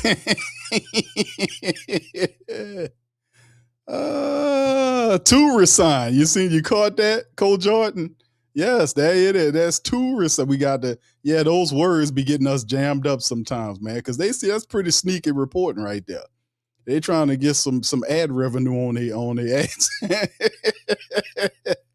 They got 1 million people from the Who Dat Nation going, oh yeah, Cam, man, Cam. They playing word games with our people, but it is getting close. So y'all just, I know, fam. Yeah, this is some word salad going on with these reporters right now. He getting ready to sign. Nah, he's not quite there yet. But what's cool is the fact that it is getting to a point where you can see some of the details being thrown out there. 1 year, because I heard it was 2, but it's 1 year, 2 sides are putting the finishing touches on a 1-year incentive-laden deal during the visit day. So Mickey Loomis is basically throwing in the potentiality that, whatever contract is offered, that Cam can up it based on his, I guess, his production, his play, how many sacks he get, this sort of thing. So we'll see what's happening. Right now, Cam is trending. As you can see right here, he says, it's another one. This one's 5 minutes ago from the NFL Twitter. Saints finalizing 1-year deal with Cam, returning for his 6th season. This was 5 minutes ago from Rap Sheet, from Ian Rap. He said that he's finalizing. See, Saints signing Cam. Alert. Cam Jordan returned to the Saints building today. See, he finalizing a 1-year deal. So it's getting close. This was 5 minutes ago as of right now. So we'll see what's going on, man. No, Professor, you good, brother. That's that word salad at play, man. But it's getting close. It's definitely getting close, man. Rappaport just threw this out here 5 minutes ago with this tweet here saying the Saints finalizing a 1-year deal with Cam. And, they finalized it. Ain't there yet, but it's getting final. And like I said, Cam trending right now on X. Yeah, here go a few people. 16th season, damn, talk about saying fit in top shape. Cam Daddy is back. Man, he should have been a Lion and all this kind of stuff. Cam Jordan returned for his 16th season. New Orleans is kind of news every Saints fan needed. He has been the steady heart of the defense and true leader for so many years. Glad the team is keeping the veteran presence alive. Shout out to you, Shaman, man. Good commentary on that tweet. But yeah, nonetheless, man, this is what we're hearing. Is that they're working on finalizing it. Yeah. You got to pay attention to every damn thing nowadays, fam. You got to watch out for the AI. You got to watch out for the word salad. You got to watch out for every damn thing. But anyway, we're going to keep an eye on that right now as it goes. But let's get back into this, man, because I wanted to finish up with that as well. Y'all keep me updated as well on what goes on there, and I'll bounce back to that before the end of the season. For the end of the show. Let me finish up this breakdown right here. We were talking about the minicamp and what to expect. We finished at the number 7 at Cam before we switch to the interviews. The Tyler Shough development in its veteran status. Cornerstone tackle Tyler Shough enters a pivotal 3rd year with the massive expectations. As a foundation piece of protection, his individual development is paramount. Coach Kellen noted that the jump from 2 to year 3 is also offered massive. Now, Shough now possesses all the full routine and completely understands his expectation as a veteran, and minicamp practices will test his mechanical adjustments against the incredibly quick group of edge rushers. His ability to secure the line provides essential peace of mind for the quarterback. Number 9, the Kool-Aid McKinstry, stepping into a primary starter role. He was a starter last year, but Kool-Aid, is he ready for a jump? And this is the 3rd-year defender tasked with taking a massive leap forward, right? He is penciled in as a definitive starter within the secondary for the upcoming season. The coaching staff wants to see redefined technique and increased vocal communication during these defensive adjustments. Now, entering year 3 allows young players to transition away from overthinking into pure instinct, right? So McKinstry will be tested early and often by high-tempo passing concepts in practice. Establishing his dominance during the mandatory sessions will solidify his status as a premier shutdown corner over time. So Kool-Aid McKinstry, number 9, things we got to look out for. Number 10, Kellen Moore's high-tempo offensive blueprint, right? Coach Moore is heavy emphasis on offensive tempo throughout the mandatory practice sessions. Players have routinely commented on the high energy vibe and the rapid pacing established during the facility. The playbook features a heavy mixture of up-tempo sequencing designed to keep opposing defenses off balance.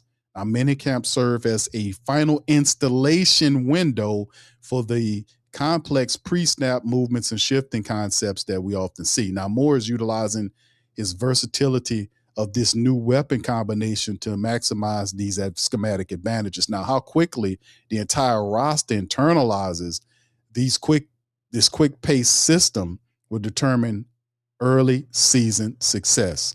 That's how it goes. So we'll see how this all works. But number 10 is another thing to kind of look out for is Kellen's tempo. Number 11, third-year running back Kendre Miller finds himself facing a golden opportunity to earn a significant role because of multiple backfield components are working through limited participation, extra repetitions. Maybe he could be available. We know that Coach Moore said he's there. Miller must demonstrate the complete grasp of the blitz pickup responsibilities. His natural run talent has never been questioned by the staff. However, consistency and durability remains the biggest hurdles that he must clear to secure guaranteed touches. Now, showing over these 2 days will launch him into training camp with a lot of good momentum. So hopefully Kendre Miller could get healthy. Remember, that's been a major problem with him, and being durable. The Saints cannot count on him. That's why the running back room is so packed with talent, man, at that spot. David Edwards in the battle at the left guard position. David Edwards comes in, he solidifies that left guard position. Now, he's a veteran guard that's heavily favored to, he's just going to be the starter on that left side. And we know already he has to develop the chemistry with starting center Eric McCoy. That is something that we want to see. So we heard the complimentary thought from Eric McCoy about David Edwards. We heard what guys like Kelvin Banks Jr. said, what he thought about other players.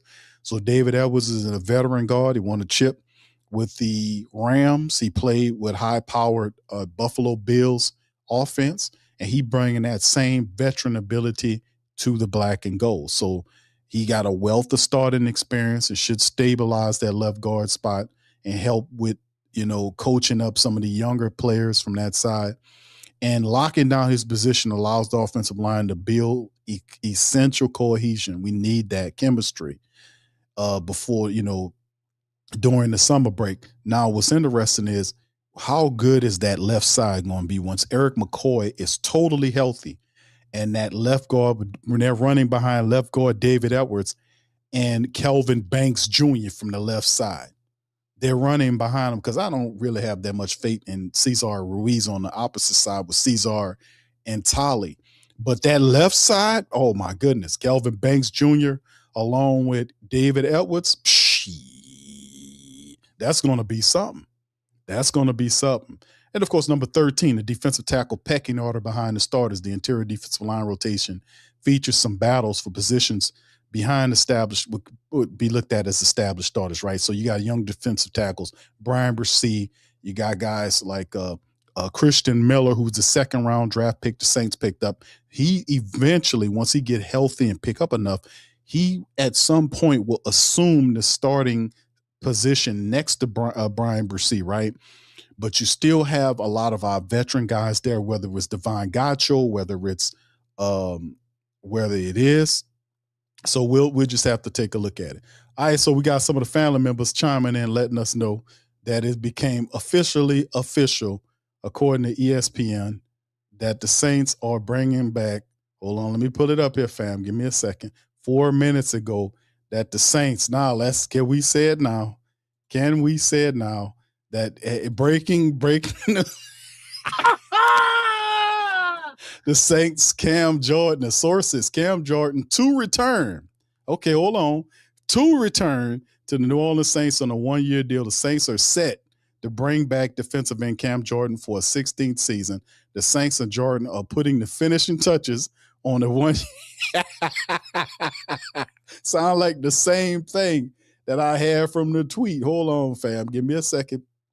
Let me go back to it because it sounds the same thing. So hold on here. Let's see what the Rappaport and the rest of them are saying. It's the same thing. It's just they got the same thing. Hold on, let me read it for the family because it sounds like the same thing. All right, Saints are set to bring back defensive end Cam Jordan for 1 year. The Saints and Jordan are putting the finishing touches on a 1 year incentive laden deal during the veterans visit to the team, according to sources. Jordan, 36, became a free agent in March with his last contract with the Saints automatically void. The Saints, however, never shut the door on Cam, even after acquiring former Las Vegas Raider defensive end Tyree Wilson in trade.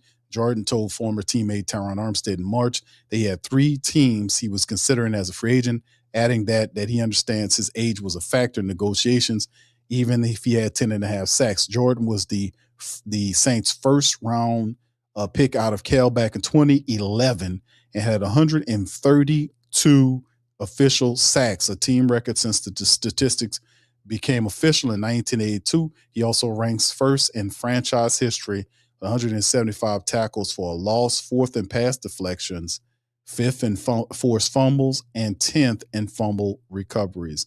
Cam the Man Jordan. So they said the Saints are putting the finishing touches on a 1 year incentive laden deal during the veterans visit with the team. So I guess, you know what, we could pretty much just say it's a done deal, can't we? Because let's just say it's a done data because we already got the particulars of the deal. It's a 1 year incentive laden deal, which means more than likely, possibly it's a vet minimum. And it's one of the deals where we'll see what it is. So is it a vet minimum that they're throwing at him? Perhaps a little bit more, maybe, what was it? What did Cam want? 6 north of 6? North of 6? Because I think there was 3 to 6. I think he wants north of 6, somewhere 7 and 8, somewhere along in there. We'll see what it is. And incentive laden, meaning that is based on how many games that he plays. Incentives could be a multitude of different things. It could be games played, snaps, accrued. Sacks is a big one. That's a big money metric. When you get so many sacks, you get extra money for that. All kind of stuff could be thrown there. Yeah, so there you go. So it's Cam Jordan returned to Saints on a 1 year deal. We just have to say it's what it is because that's the meat, pretty much the meat and potatoes of the arrangement. It's a 1 year incentive laden deal. Right? So even though ESPN is throwing this sounds exactly similar to what Ian Rappaport put out 24 minutes ago. That, he said there's 2 sides of putting together finishing touches on a 1 year incentive laden. It's the same verbiage, basically, that we got next year, which it's a matter of time before it's officially announced. Yeah, that's right, EJ. You just right. Yeah, EJ, you're right. He says just waiting for the Saints to confirm it. That's right, bro. That's right. Or lady or, person. I don't want to say EJ is a man. It might be EJ is a lady. I don't know. But shout out to EJ. All right, so anyway, that's good news. What do you guys think about getting Cam the Man Jordan? Hey, playing with our emotions. No, I think the deal is going to be announced as such. I mean, they already got the particulars of what it is. It's a 1 year incentive laden deal, whether it's a vet minimum or whatever it is. Cam is electing to say, hey, man, let's just come on back, and let's just do this again. Because the reality is, I think he wants to be on team before the time comes, and we'll see what that is going forward. But we'll just have to see. But shout out to y'all, man. Good to see y'all. Ro, I see you, brother. Shout out to Ro.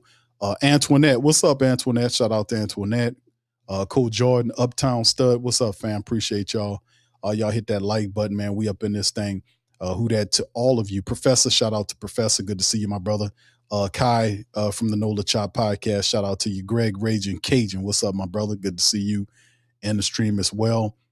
Brother Philip Harvard, shout out to you, my man. Appreciate you as well. Much love. EJ, shout out to you. Who else we got in that in the game? What's up, Donald? Shout out to Donald, man. Appreciate you in here as well, man. Debbie, shout out to the queens in here, man. Yeah, Cam won his ring. It's just what it is. But that's the thing is, it's good news because once they confirm, and we know they eventually will confirm this situation, is the fact that we understand that this is a great move for the Saints, right?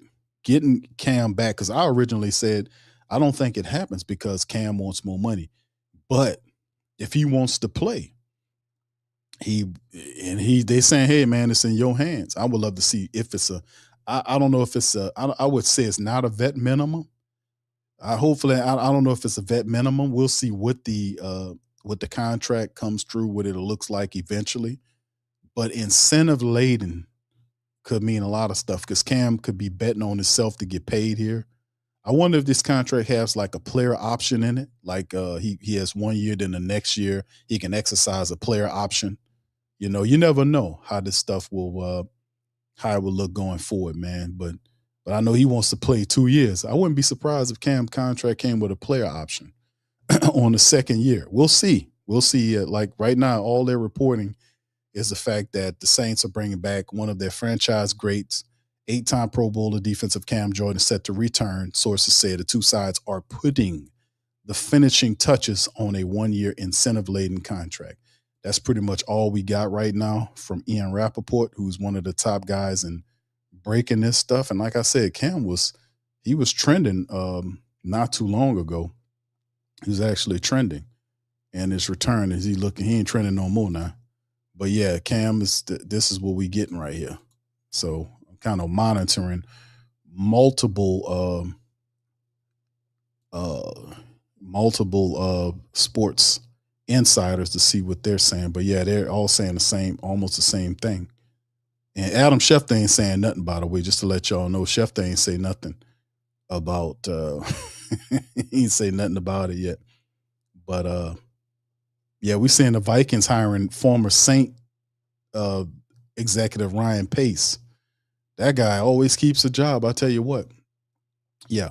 So we'll see. Yeah, but outside of that, yeah, that's pretty much the latest update that we got is the one that Rappaport is reporting that Cam Jordyn is working on coming back on a 1-year incentive-laden deal, which is a positive. Now, the effects of this is astronomical because, number one, now I guess not saying you don't have to worry about the third pass rush role because Cam's going to come and Cam is going to be Cam. Cam's going to be productive.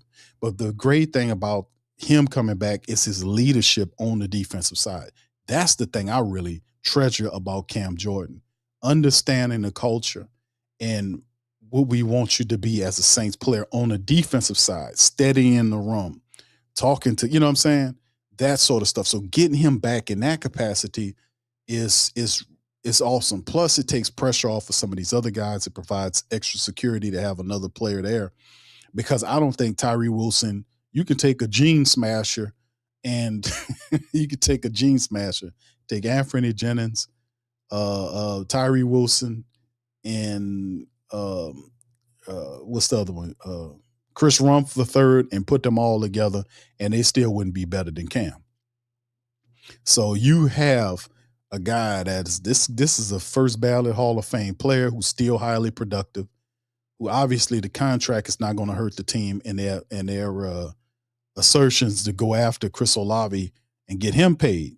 Because the biggie or the toughie, as Mickey would say, well, that's a toughie. Oh, I know.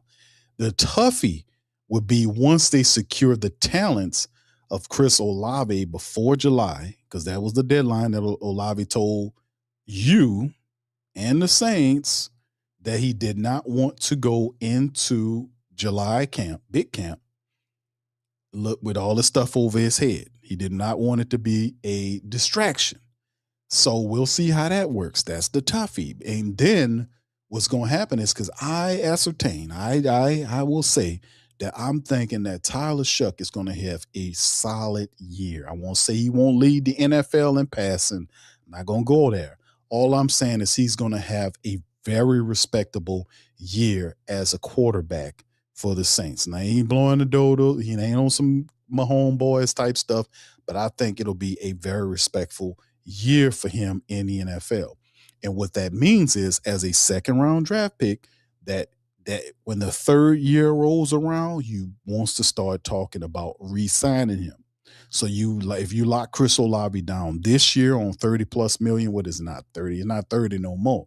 It's like anywhere between $33+ million now. If you lock him in on that big deal to give Tyler Shough his number one wide receiver, right?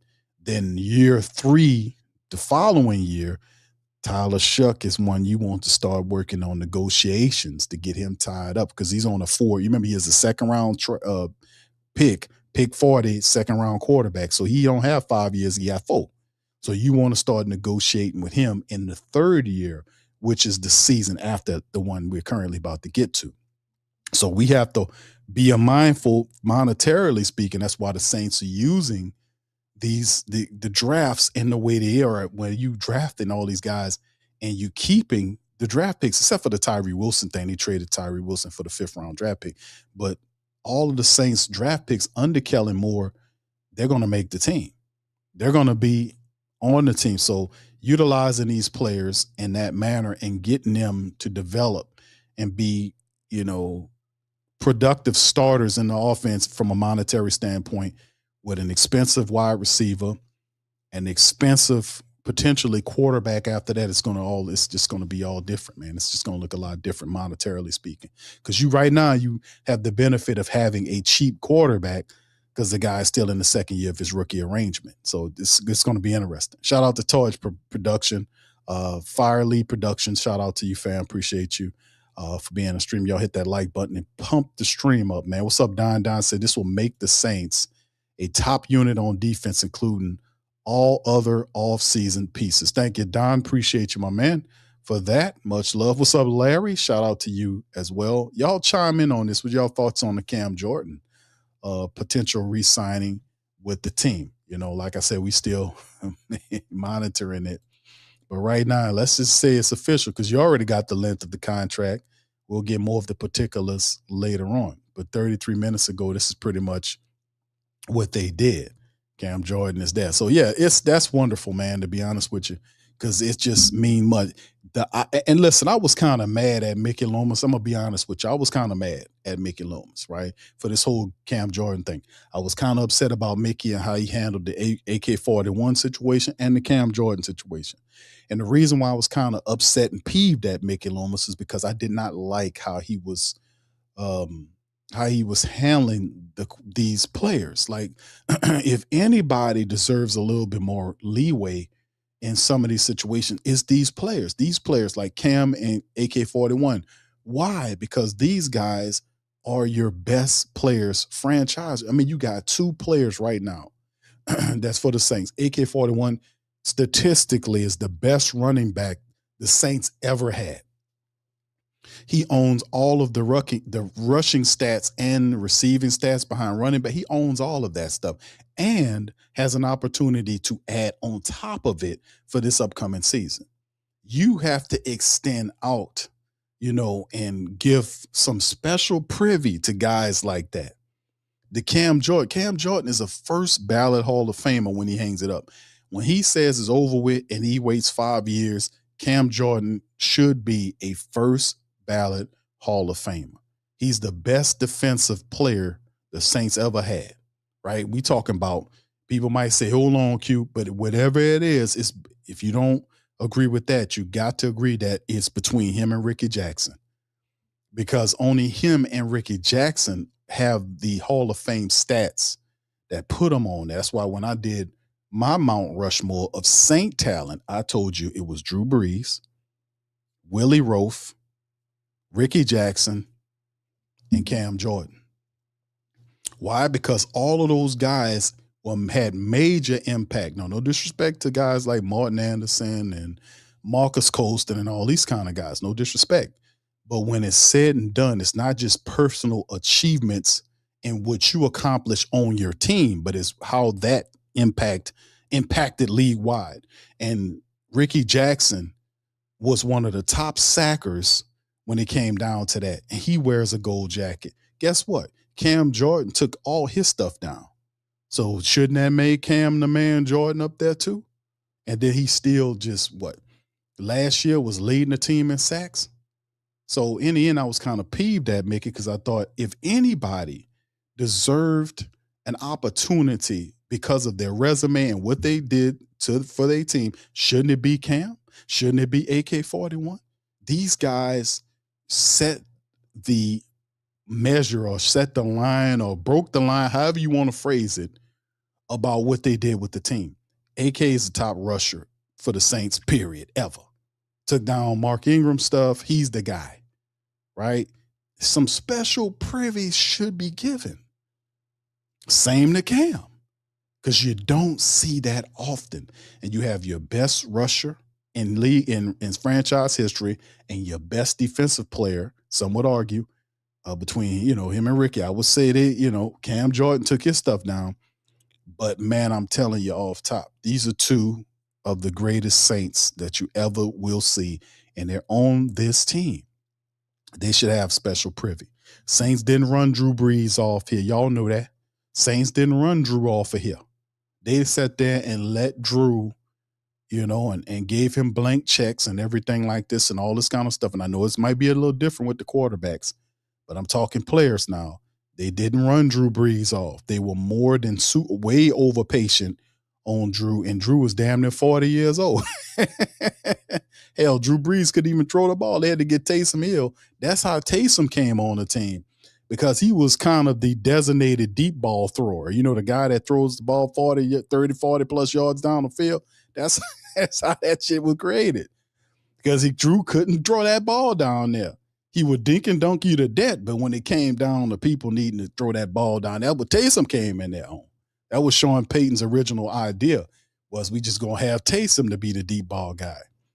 But, like I'm saying, man, special consideration should be given for those who excel, beyond others to the point where they set the bar.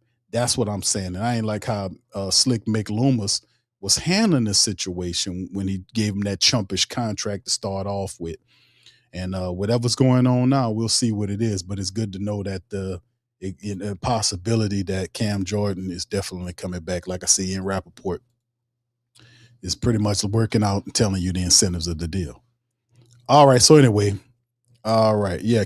What's up, Kelvin? Says, I don't believe we need him back, but he's back. And I know I don't believe he's the best defender. I will never forget the play in Minnesota when he pulled back. When he pulled back, the best defender, you got to educate me on that play, my brother. Which play are you speaking about? All right. But yeah, Thomas, I agree with you, bro. We need it. Cam's a need.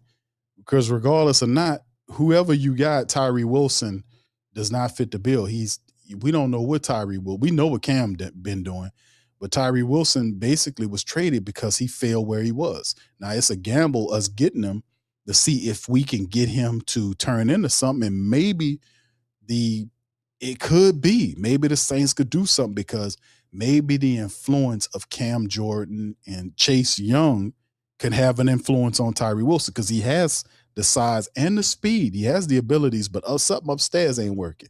And I ain't saying he's slow. I'm saying it wasn't connecting in a way where it was translating into success. And we talking about the Raiders, where the Raiders had a lot of flim-flam and they had a lot of garbage going on. So maybe a fresh environment helps Tyree Wilson out, right? We don't know. We'll see how that looks going forward into the big camps and all that kind of stuff. But getting Cam here fills a leadership void. It helps with the transition of young young players into the Saints organization, and Cam coming back, because Cam is still outballing over the younger players. You can't dispute that. You cannot dispute that. He's still handling business. He said I just played an interview 30-something odd minutes ago when Cam says younger doesn't necessarily mean better. And he's right. If I can still do the job, why would I not keep doing the job? Thank you, Fire Lead Productions, for becoming a YouTube member. Appreciate you. Thank you very much for picking me up, bringing me back to this world. Thank you, bro, and welcome to the family. Much love. Appreciate you. Miscellaneous says, definitely, because treating certain vets like that is a bad look on there. It's bad for optics. Well, hold on now, goddammit. Hold on now. I ain't found Cam Jordan. Alvin Kamara, that's my guy. Hold on now. I'll pay him what I want to pay him. God damn it. But no, Mickey, no, that's bad. That's wrong. Because if somebody had power like that over you, you wouldn't want people to do you like that. That's why you hog up that I know why you hog up the vice president and the general manager job. You don't need that job. You're already the VP. Why you need two jobs? You do that to protect your power in the Saints organization. Everybody else could be an assistant general manager. You got 3 or 4 other general, Thomas Dimitrov, Randy Mueller, and some other guy. You got Kai still here. You got all these guys here, right? That's why I call it Slick Mick and the GMs, because Mickey operates. He got several concierges. It's like Mickey's a mob boss. Hold on now, dang, we got to take over this. God damn it, these guys over here in New Jersey. Hold on now, that Soprano guy. I'm tired of his ass, man. We got to do something about that. We're gonna have to send the guys over there, man. We got to deal with them over there. You know what I'm saying? It's like Slick Mick is a mafia boss, and he has a bunch of concierges that he uses to get it. He has a board of people that he rations with. All those people, Slick Mick and the GMs, as I call them, he gets in a council with these guys, and that's how this is working. His decisions are better, not because he's exclusively making the decisions, but he does consort with his group of former general managers, his former boss, Randy Mueller, who he's now the boss of, and Dimitrov, who used to run the Atlanta Falcons organization, right? He consorts with these men. These are the concierges. They tell Mickey whether or not he should hit Tony Soprano's group over there in New Jersey, right? Yeah, so it's simply what it is. But what I'm saying is the optics is he hogs up the power of the position of the VP and the general manager because of this thing. He wants to control. So now, hold on, nobody's going to do me. Like, hold on, I'll cut my own goddamn checks. Hold on now, goddamn it. I'm the guy over there, So Mickey understands that. But optically, you always want your best players to ascend, and that is how you end up paying them. Like, you guys do what you're supposed to do. You come to work on time, you ball out, you handle business, and we'll pay you. That's the thought process. That's the problem. That's the thought process. Anything else is not, it won't be tolerated. We don't want a whole veto situation going on because Mickey, you get mad, Mickey. You see what I'm saying? Imagine Mickey in the veto situation. We don't want to get too much into that, but hold on now. And Mickey comes out of the closet. No, we don't know. I ain't been warning you, goddammit. But anyway, what I'm saying is it's just a great thing to have Cam Jordyn back. What they're reporting is a 1-year incentive-laden deal. We'll see what that means as we get more intricate into the contract wherewithal. But I do appreciate the fact that Cam's coming back. I do appreciate Alvin Kamara and Cam, because what it means is getting these players into the team that we currently have, they bring a steadying presence. Like, these guys have been through it, right? They've been through a lot of football. And to have Tyler Shough, to have Alvin with Travis Etienne and Chris Olave and Jordyn Tyson and Divine Vele and all these others, Jawan Johnson, Noah Fant, Oscar Delp, to have all these really solid pieces around Tyler Shough to ensure success, that's a wonderful thing. Having Cam on the defense without Double D being there, with Lonte Taylor, like him or lump him, he was a guy that did some positive stuff as well. Him getting Cam there helps big time with the leadership void, because Cam feels that hole, because they did not replace Cam with anybody that is comparable to what he's done, not just from a historical standpoint, but from a modern standpoint. There's nobody here there that's cutting up. Cam has been beat. Matter of fact, he's been beaten out on Carl Granderson. Granderson is the other guy next to Chase Young.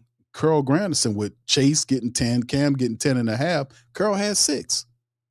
So unless Carl Granderson ready to start averaging 10 and 11 sacks a year, I don't think he ever had double-digit sacks, especially since we paid him. So like I said, I've been putting a lot of pressure on this Cam thing, on this Cam and this Granderson thing, because this doesn't take Granderson off the hoop. He has to also step his game up, because people I'm looking at, I'm like, Carl, you got to do better than this. Grando, you got to step it up, buddy. 6 sacks, and everybody else is averaging 10 sacks over the last. You got to step your stuff up, brother. And it ain't like you hurt. You played 17 games last year and 17 before that, bro. You got to step it up, man. You got to bring it this upcoming year, man. There ain't no excuses. You're going to have to step it up. And it's the same story with Grando. He started off good, and then by the midway to the end of the year, he fell off a cliff somewhere. You got to sit out the search party to find him. You got to send out the search party to find where Granderson done went at. Where you at, girl? No sacks, all this kind of stuff. Saying, man, but at some point you got to start stepping up and stepping out. So this is a good thing for Cam, the man, Jordyn. Shout out to Cam and the Saints getting it done, man, to bring him back, because it definitely helps the void in our defense. Also, Justin Reed. I think Justin Reed last year had a similar season, like in terms of learning the defense, like we seen with Tyrann Mathieu when he first stepped in the door. When Tyrann first came from the Chiefs to the Saints, his first year was he didn't know what he was doing back there. He didn't know what was going on. The game was flat. He didn't know what the hell was going on. But that second and the rest of the years, he really kind of stepped this thing up and started running it, right? So that's a positive. But I'm really thinking Justin Reed will also step his game up too. He will kind of, because he had the captain on his shirt last year too. I'm expecting him to carry on with that role in the back end. But I'm really expecting really big things from Justin Reed, man, coming up this upcoming season. A lot of people ain't talking about Justin Reed, but I've been seeing a lot from Justin Reed. Like last year, he was kind of, hit or miss. But this year, he looks different. He's talking different, working out differently. I think Justin Reed is going to really have a very special year for the Saints. Like, he's going to step his game up. Also, I like Julian Blackmon being there as well. But we'll see how Julian Blackmon, his thing is staying healthy. We'll see if Mr. Ted Rath can do something with helping him stay on the field. So this is going to be cool. But shout out to Cam and the Saints for trying to get this thing officially done. Philip says, can you say Cam is official? Well, like I'm saying, brother, from what I'm seeing is we just waiting for confirmation, right? That's pretty much what it is. Pretty much the foundation of the deal is in place, and it's already been Ian Rappaport and Cat Terrell and them are saying that they're set to bring them back. It's the same verbiage over and over again.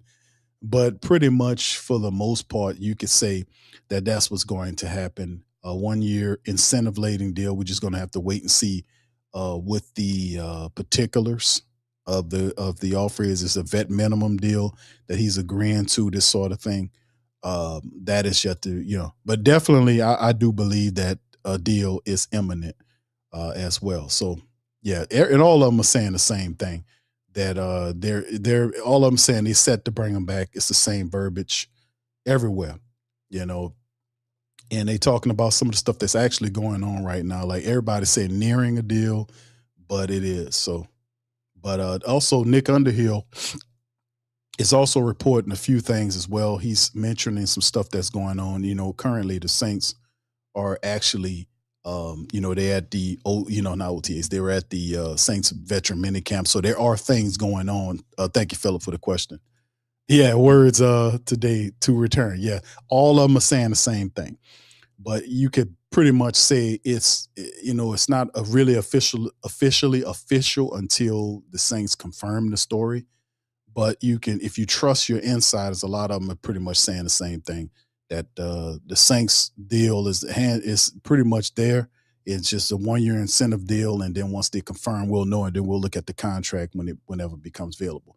But Nick Underhill, it says that Chris Olave, some information for the family members today, is the fact that Chris Olave is off blood thinners.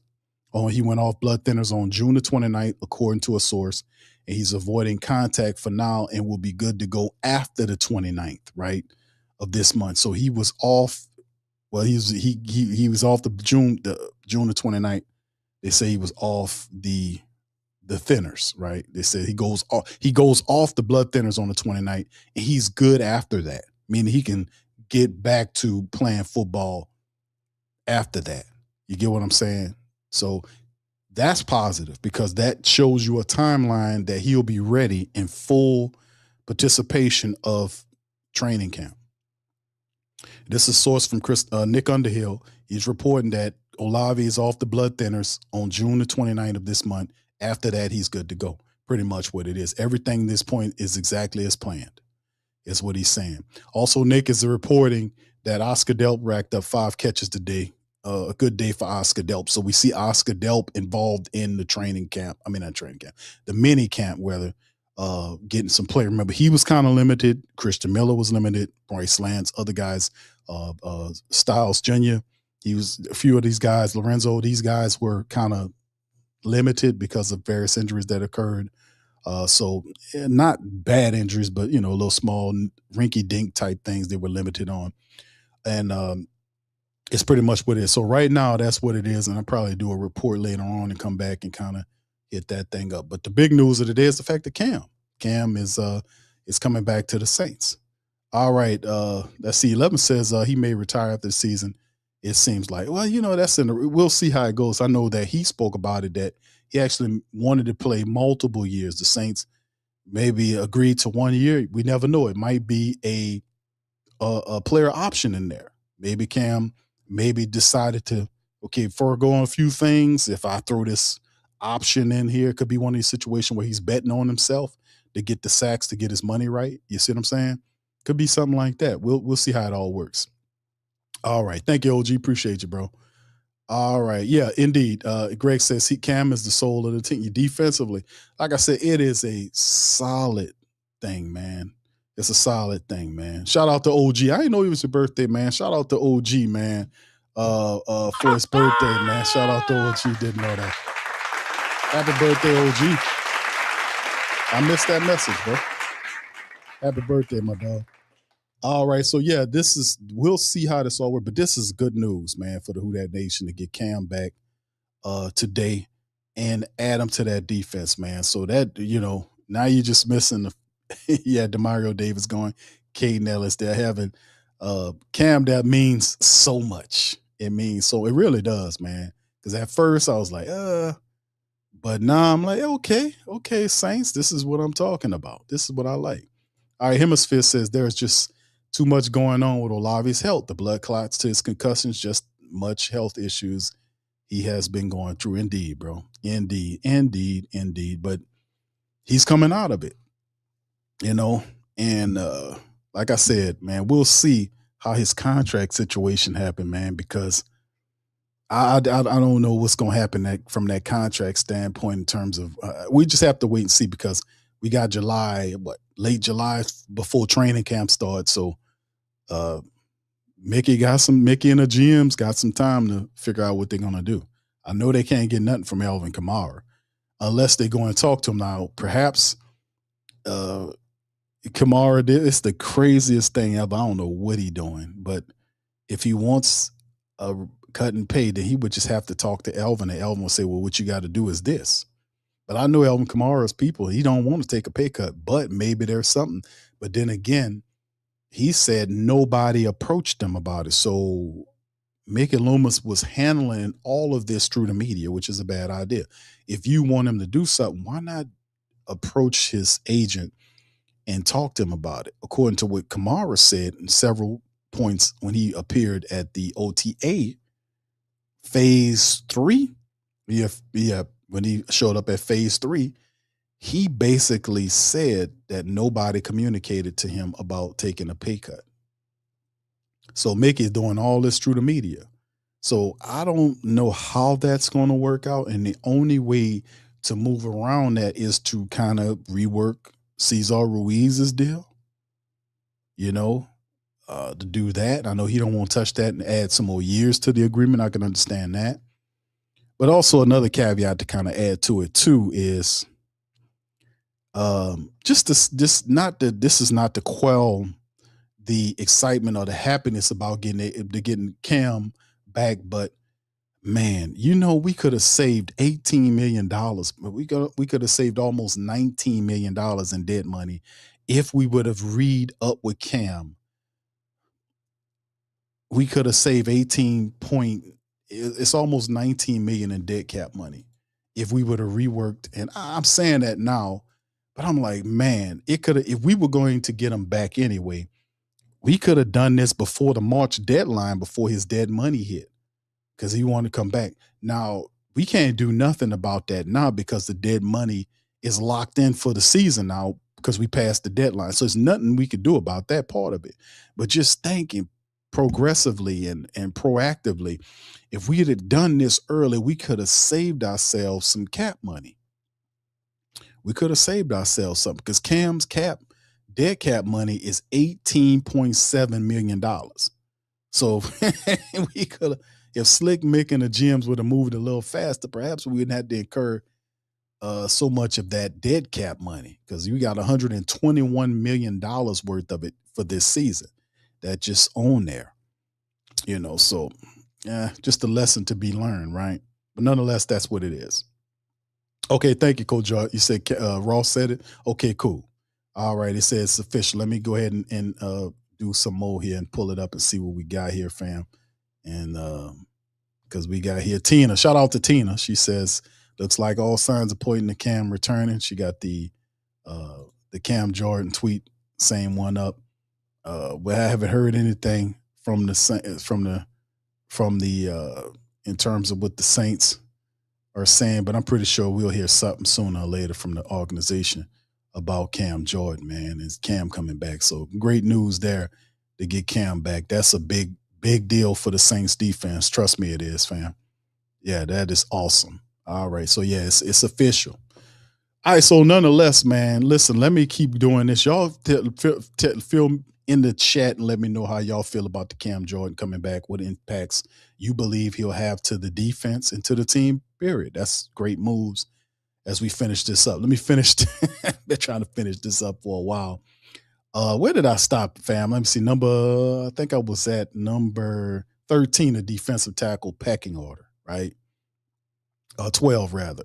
The defensive tackle rotation, right?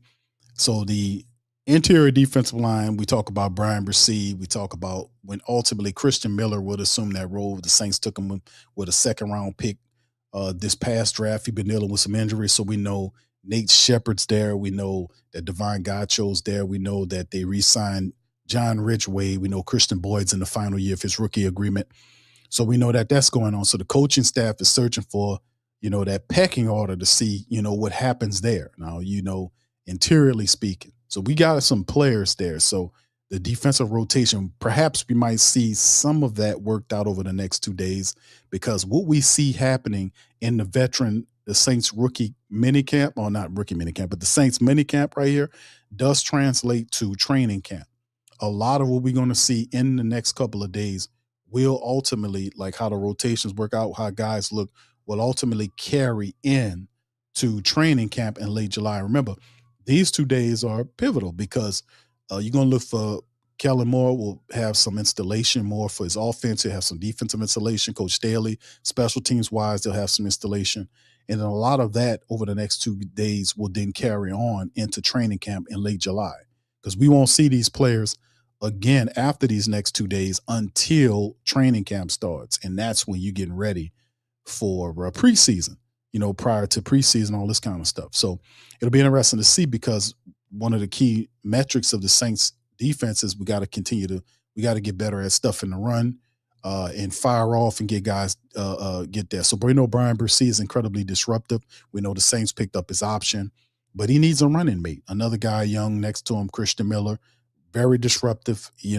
They're looking forward to see him showcasing his unique versatility and taking snaps at that tackle position. So we'll see how it all works, but they'll be seeing about generating constant pressure internally, like from the edges and from the inside. So they got guys like Bresee and Christian Miller, guys that can push the inside of the defensive line, to push the inside of that opposing offensive line, create pressure in the face of the quarterback is a positive thing. So we'll see how that defensive rotation starts to filter out on that point number 12. Number 13, we talk about the wide receiver depth. They have 13 wide receivers. We talked about today the potentiality of the Saints was looking at a former Dallas Cowboy wide receiver. What was his name? The man's name, Jalen Marino Cropper, who was in the UFL. Gamblers, playing with the Gamblers. The Saints ultimately are, we're looking to see what kind of, can he help them from a defensive standpoint? Can we, from a special team standpoint, rather, bringing him in to see what he can do from a return standpoint, because we still looking for kick returners and punt returners. And like we in the OTAs, you're seeing a lot of application where you're seeing guys being tried at punt and kick off return for the Saints with special teams. Even though we're excited about offense, we're excited about the defense, the special teams has to get better.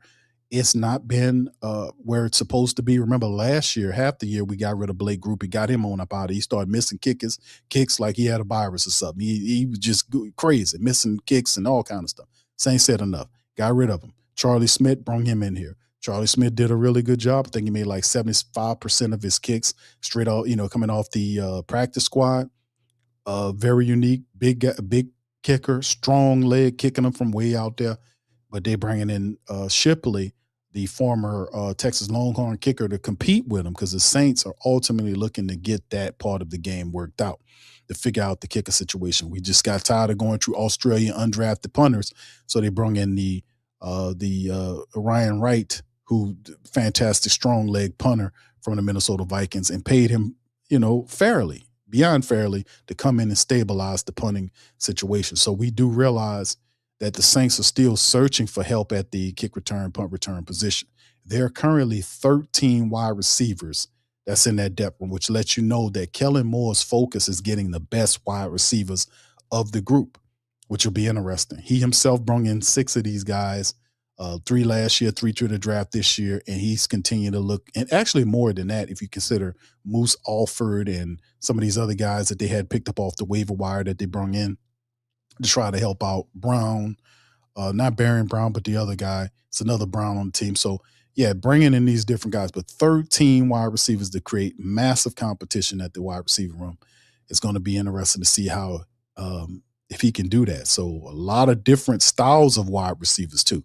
You got big wide receivers that can run. You got smaller wide receivers that can run. Everybody can run. And they got some that are really good route runners, some that are really good in pass pro. So it'll be interesting to see how this slam pack wide receiver room works out.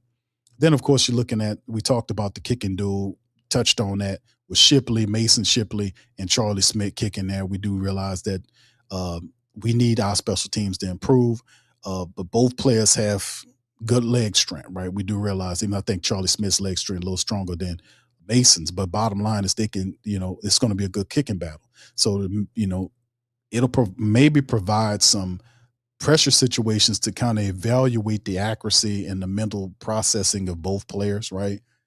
So the coaching staff is meticulously tracking every single field goal attempt throughout the offseason program.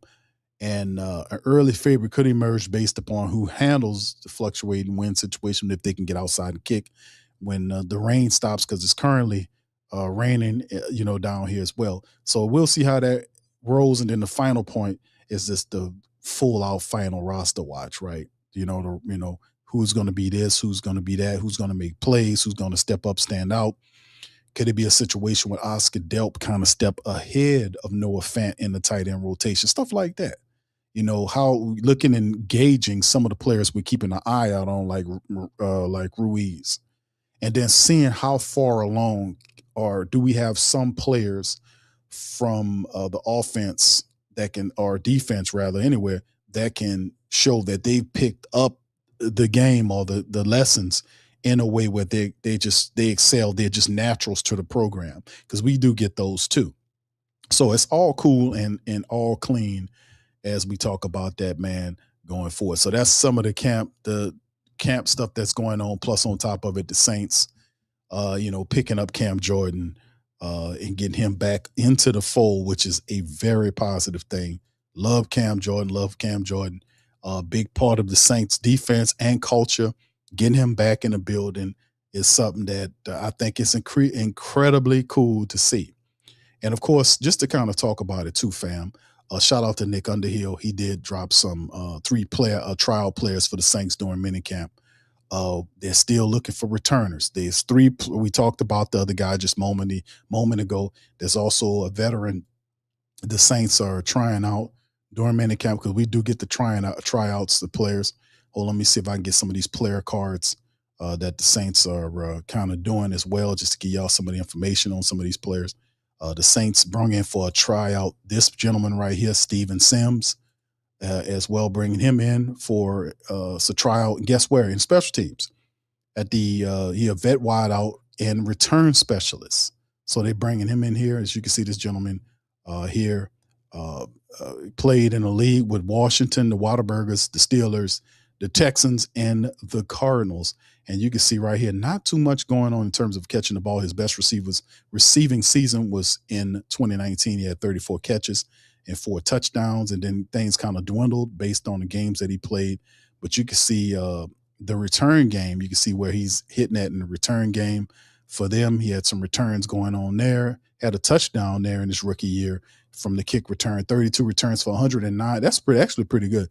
32 attempts for 819 yards. He also had a touchdown. He took 91 yards there. So the Saints looking out for that. He also has some value in the punt return as well. You can see that. So they're bringing this gentleman in here, Steve Sims, in to take a look at. We also know Hunter Deckers is coming back as well. He spent all season. They're trying him out too. So Hunter Deckers could be coming back for the black and gold.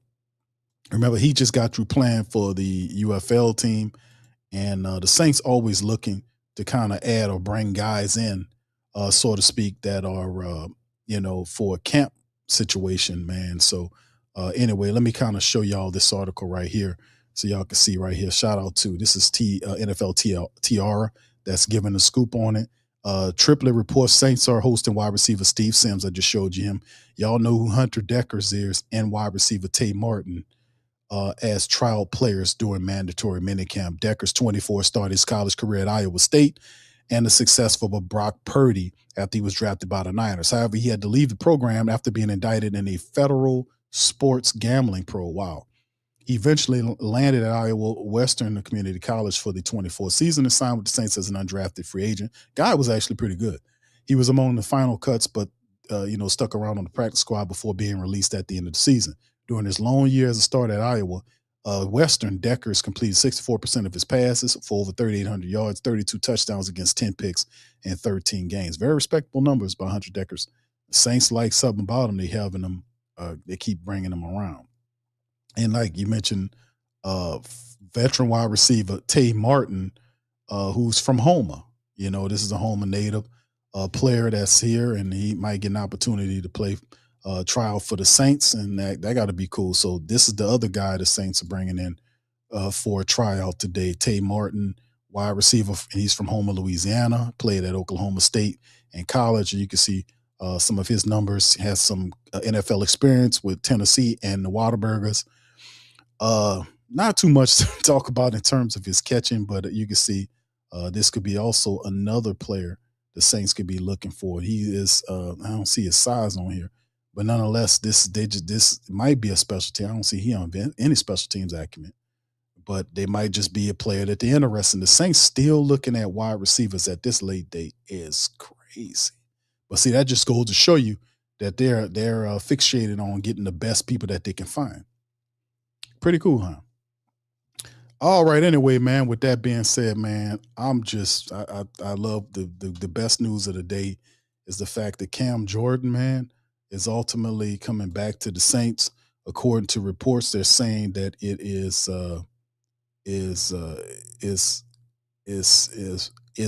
he's playing. What is it? Hold on, let me see if I can pull it up. It's a 1-year deal.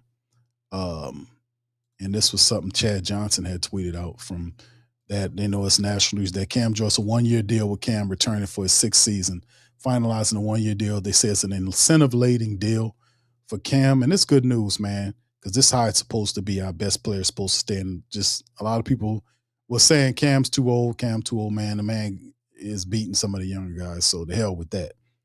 As long as he's productive, man, let Cam be. All right, Hemisphere just says, Q, just throwing this out there about Olave. He's a part of the reason why the Saints wide receiver room has a lot of talent. Is he the part? Not that they're trying to move on from Olave, being prepared in case Olave has to retire. Well, I don't know if he have any thought process of retiring, but insurance is insurance, right? You can't totally you don't have anybody. The Saints didn't go out you seen them go get Jawan Jennings or some wide receiver out there that has done it where they were a guy that the team relied upon for more than one season, right? The guy, multiple years, the guy was out there. Either he was a number 2 or had at some point he was a number 1 and he carried the offense.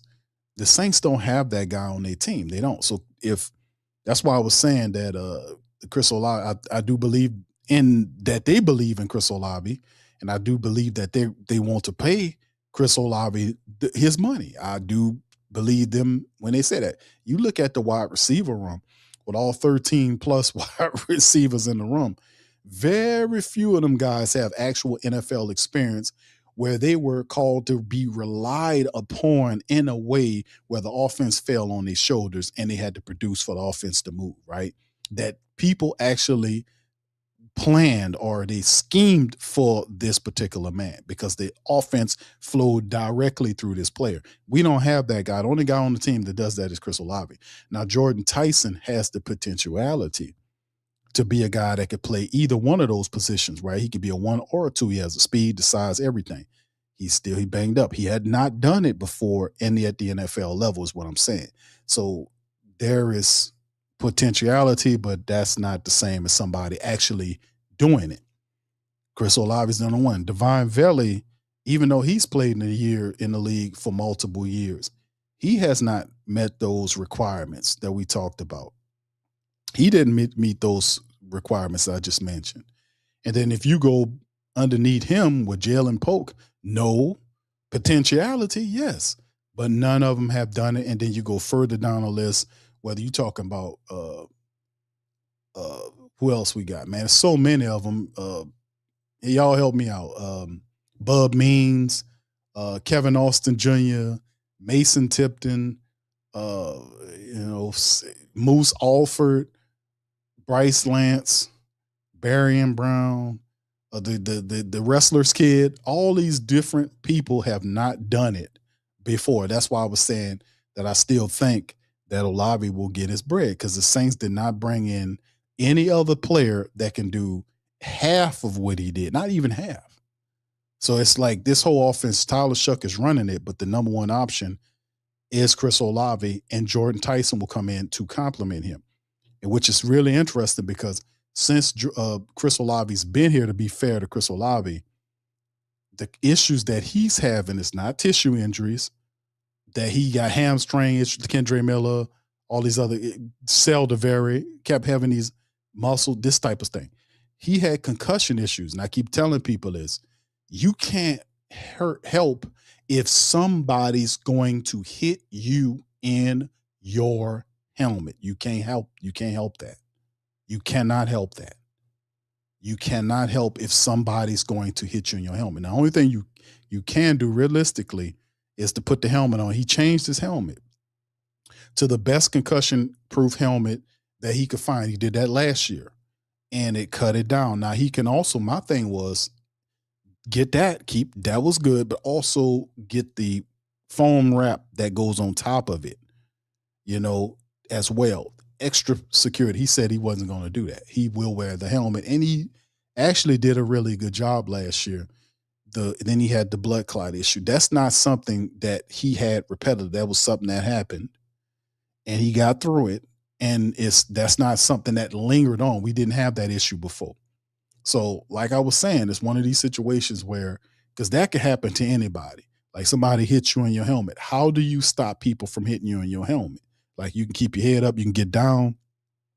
When he got knocked out in the Carolina game, he was trying to chase that high ball that Carr threw, and that laid him out. And Carr ain't going to take responsibility for the hit that he threw it. The man went up high to try to go and get it to make a play. Guy did his job and laid him out.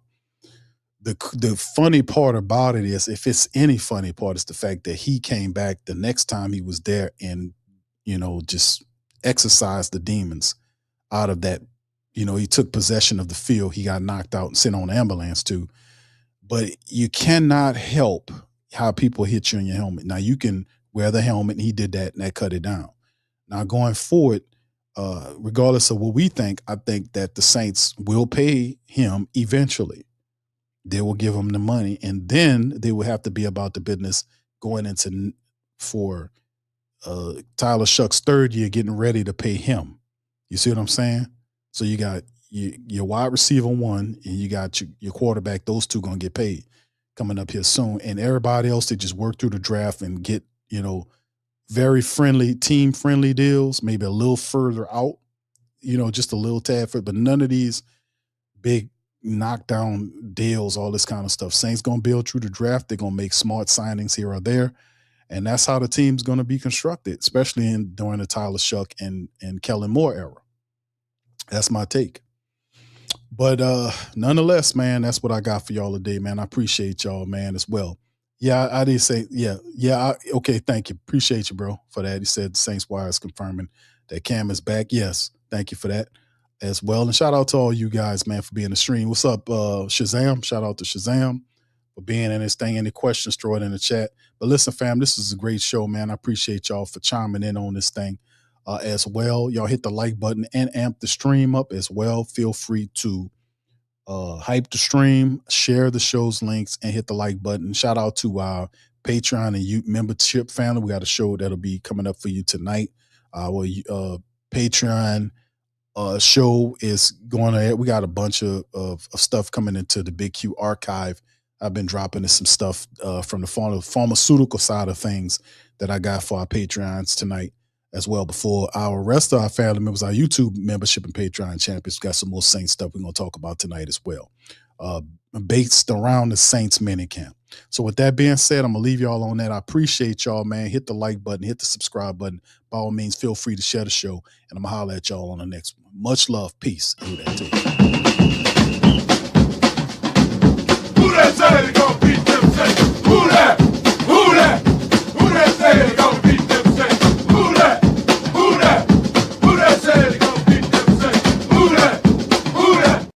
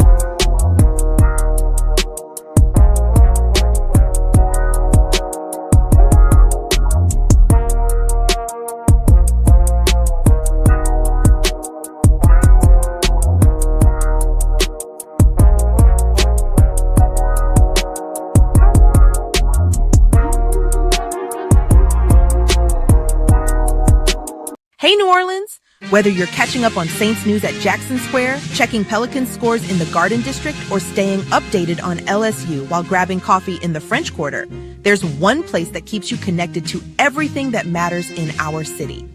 From Bourbon Street to the Superdome, from Preservation Hall to the Riverfront, New Orleanians are staying in the know with thewhodatdaily.com. Your daily source for Saints, Pelicans, LSU, and all the sports, music, and culture that makes our city special. At work downtown, at a game in the Dome, or just relaxing by the Mississippi, wherever life takes you in the Big Easy, you can stay connected. Because when you're from New Orleans, you don't just live here. You stay in the NO. That's stay in the know. Visit thewhodatdaily.com and never miss what matters most to Who Dat Nation. Welcome to the Pro Shop, where we create authentic NOLA-inspired clothing for men, women, and children. From Saints jerseys to Pelicans gear, everything's crafted right here in New Orleans. Whether you're shopping the Pro Shop, the Pel Shop, or the Pro Shop Kids, we've got your whole family covered with genuine merchandise that represents our city's spirit. Check for links in the description section below or in the chat.